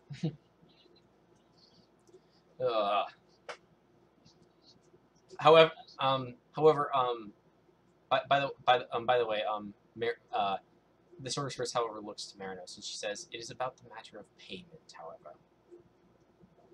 Marinos, you must stay here with me. It'll be nice to have a worker who can do all the potions and collecting I require." Oh, sorry, Quentin. I looked at the wrong name. Shit. That was my fault there. Sorry about that. But basically, if you guys don't actually know what just happened, he's basically going to be hurt. He's basically going to work off your treatment and shit. I do believe. And she looks at you and she says, "Come over here, please."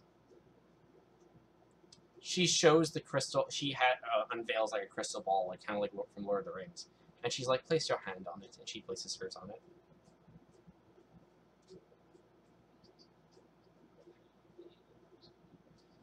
You guys see visions of the orc army marching towards the kingdom and how the orc tribes are being united under one banner. She says, "You need to understand this. The reason I am leaving Quentin here is because you two are needed if any of us are going to survive this. You, yes, you are important. You must go save the kingdom.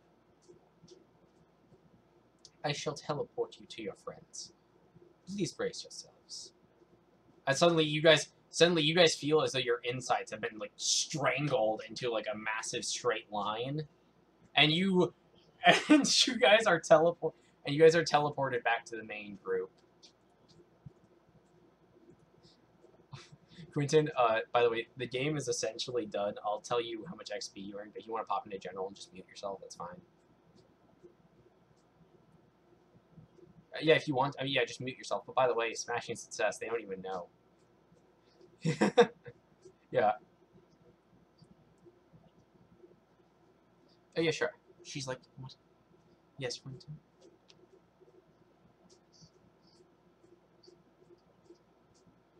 She will be done in just a few days. I imagine 3 at the most. That is the most he can continue to resist.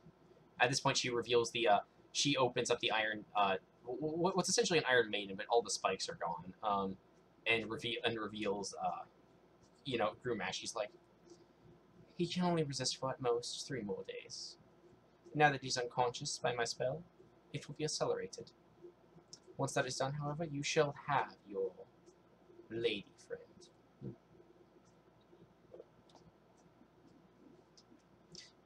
Yes. However, I do wish you to stay here. So, out of character, if you want to make another character just for next session, because the way I'm gonna have it is that you are not gonna be present for that. You're not going to be present for next session in terms of physically being there. So you want to make like another character to be there and not still get XP but not be Quentin, because Quentin being there doesn't make sense at this point.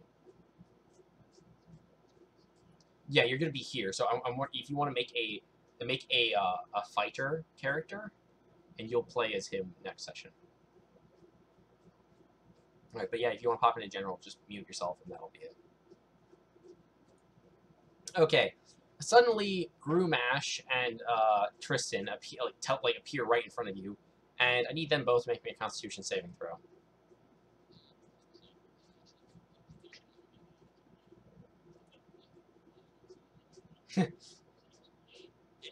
Yeah, Tristan and Grumash both immediately run over to like the nearest bush and throw up. Was it? This is your first time you had disadvantage. Yeah. By the way, you guys all just so. Oh, by the way, however, sorry, I need to mention this. Gromash is absolutely fine. He's healed back to full health. And, well, you just lost half of your, hit points. That's fine. Alright, so you guys killed how many orcs? Because I need to actually check. I need to check what the XP you guys earned, because you earned a lot of them. I'm pretty sure you're all leveling up to level 2 at this point. Let's see.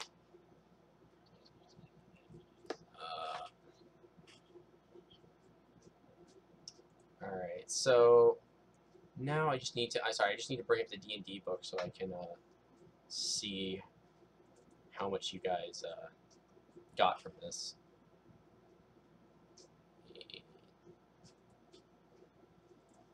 Yeah,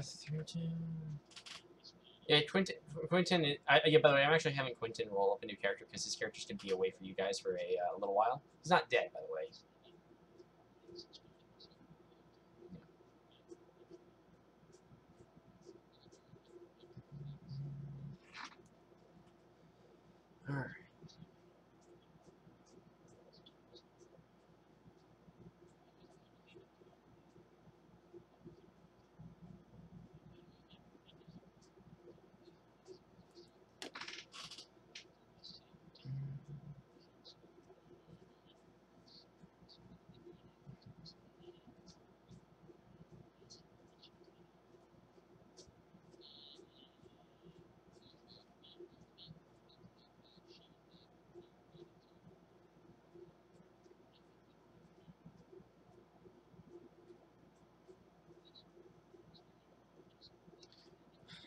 Okay, how many of you guys are there? There's 6 adventurers in total. Okay. You're going to level up. Those were orcs.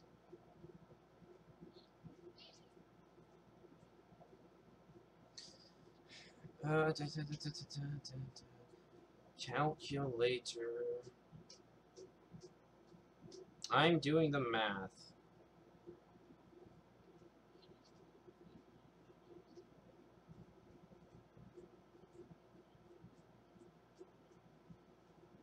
You guys each earn 500. You guys each earn 500 XP. Yeah. You guys all earn. Yeah. You guys all each earn 500 XP as individuals. For first level, and the next level is I think 900, something like that. Yeah.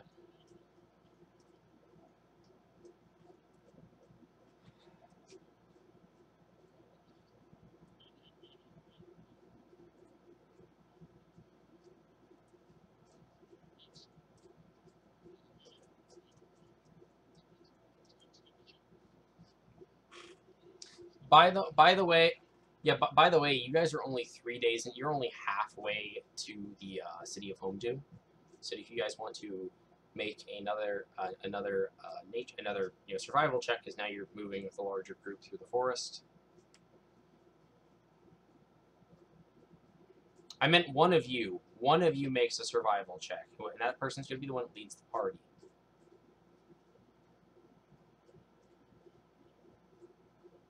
Yeah.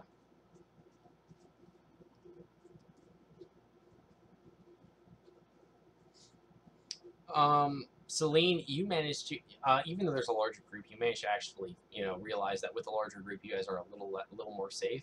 So you managed to take a slightly more dangerous path, but you managed to you're going to be able to get there in just 2 days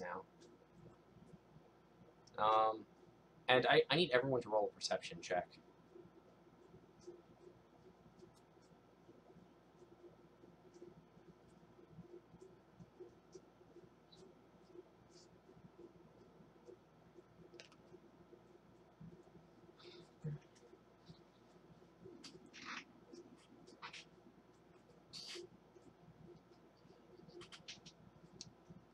All right, Celine, as you are uh, moving through the forest at like a light jog pace, you suddenly hear the sound of clanking weapons, like lots of them in marching feet, and off in the distance you see a large horde of orcs marching rank and file, perfectly organized. They even Some of them have even donned like better armor and equipment than before.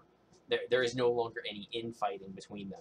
They are now marching perfectly organized, and you manage to stop right before they see you, but they keep marching and they keep going and going, and you sit there for a whole 3 hours as well over thousands of them marched past.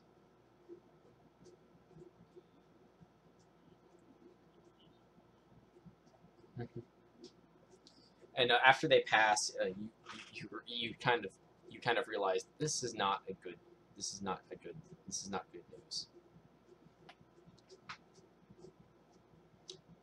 You guys you you guys managed to get you guys managed to keep walking a bit more cautiously this time to keep an eye out for the large movements of orcs. You see several large armies move through. But finally, after a while, you managed to get to. After a couple more days, you managed to get to the city of Homedew, um, and and when you get to the city, uh, you wander into the gates, and that's where we're leaving this session off.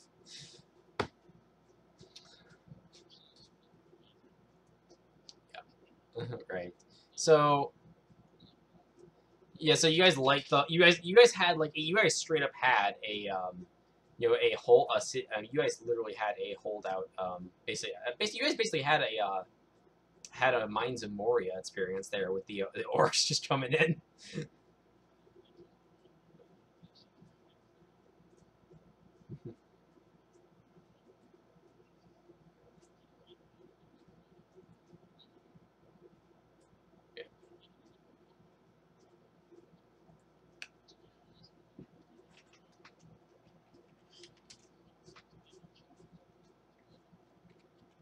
By the way, I need you guys to. By the way, guys, I need you guys to make me. I need to have each of you make me 3 Constitution saving throws. What? Quentin, you don't need to, Quentin. You're taking a long rest, dude. Regain 8 hit points. you're, you're basically, you're basically gonna take a long rest there. But everyone, okay. Gromash gain 2 levels of 2 more levels of exhaustion. Tristan gained 2 levels of exhaustion. Celine only gains 1 level of exhaustion.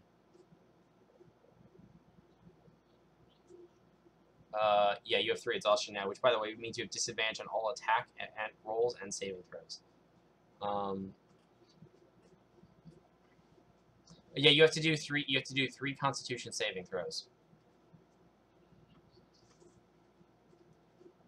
No, that's a hit. Okay, a hit dice means that when you roll a hit, if you take a short rest, you can spend a hit dice to gain back hit points during a short rest.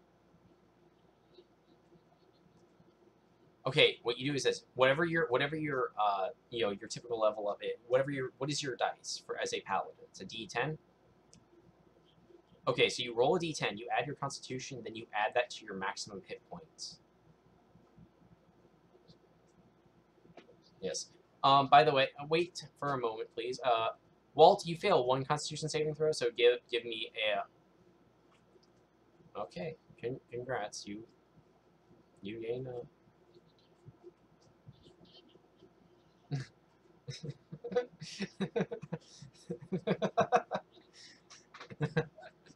uh, actually, yeah, you get 4 additional hit points, Quentin.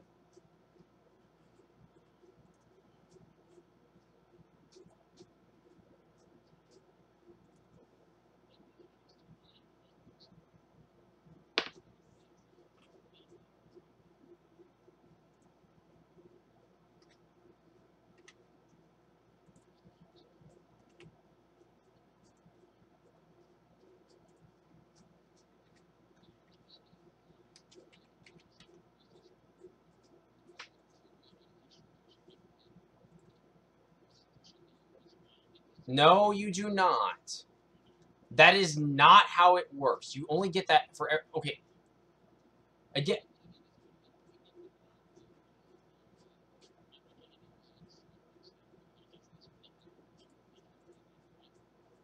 okay. You will only ever gain any ability modifiers from either 2 things. 1, magical items. 2, when you get to 4th level, you can choose to add, instead of gaining a feat from the features trait, you just gain 2. By the way, yes, as your orc character's strength is exactly at its max right now. That is where it is. In future, you could acquire magical items or other things that could possibly increase it.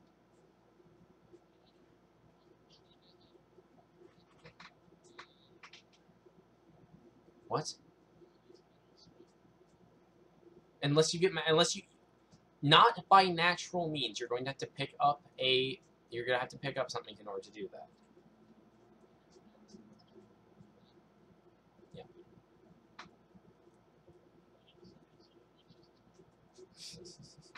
Yeah. Okay.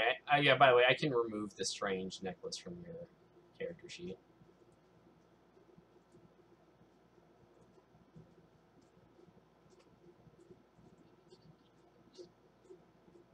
No.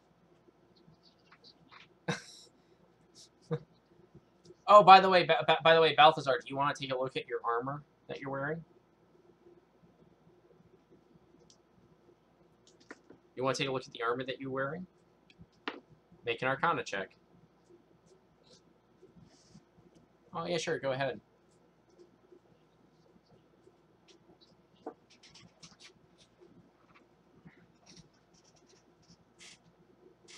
All right, Tristan, you recognize this armor as demon armor, which grants the wearer of it an additional +1 to its AC, depending on what kind of armor it is. It also cannot be removed once placed on. Yeah.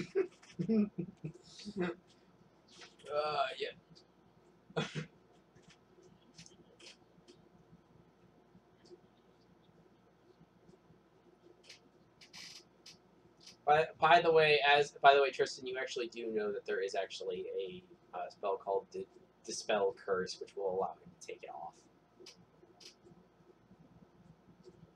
Which, by the way, should I mention to you guys this? By the way, guys, you can buy scrolls of magical spells in cities and towns that have a wizard who can make them. I'm just making sure. Yes, I know you are, but now you are getting to one. And anyways, guys,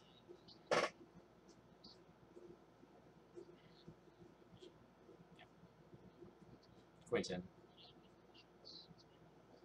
Yeah, yeah. By the way, guys. If that's everything, just want to let you know. What do you guys think about this mission?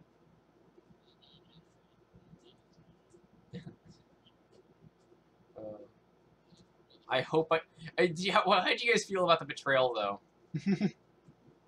uh,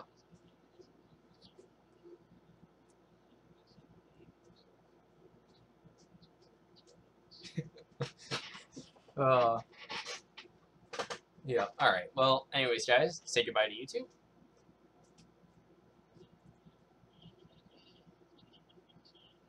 All right. Bye, guys.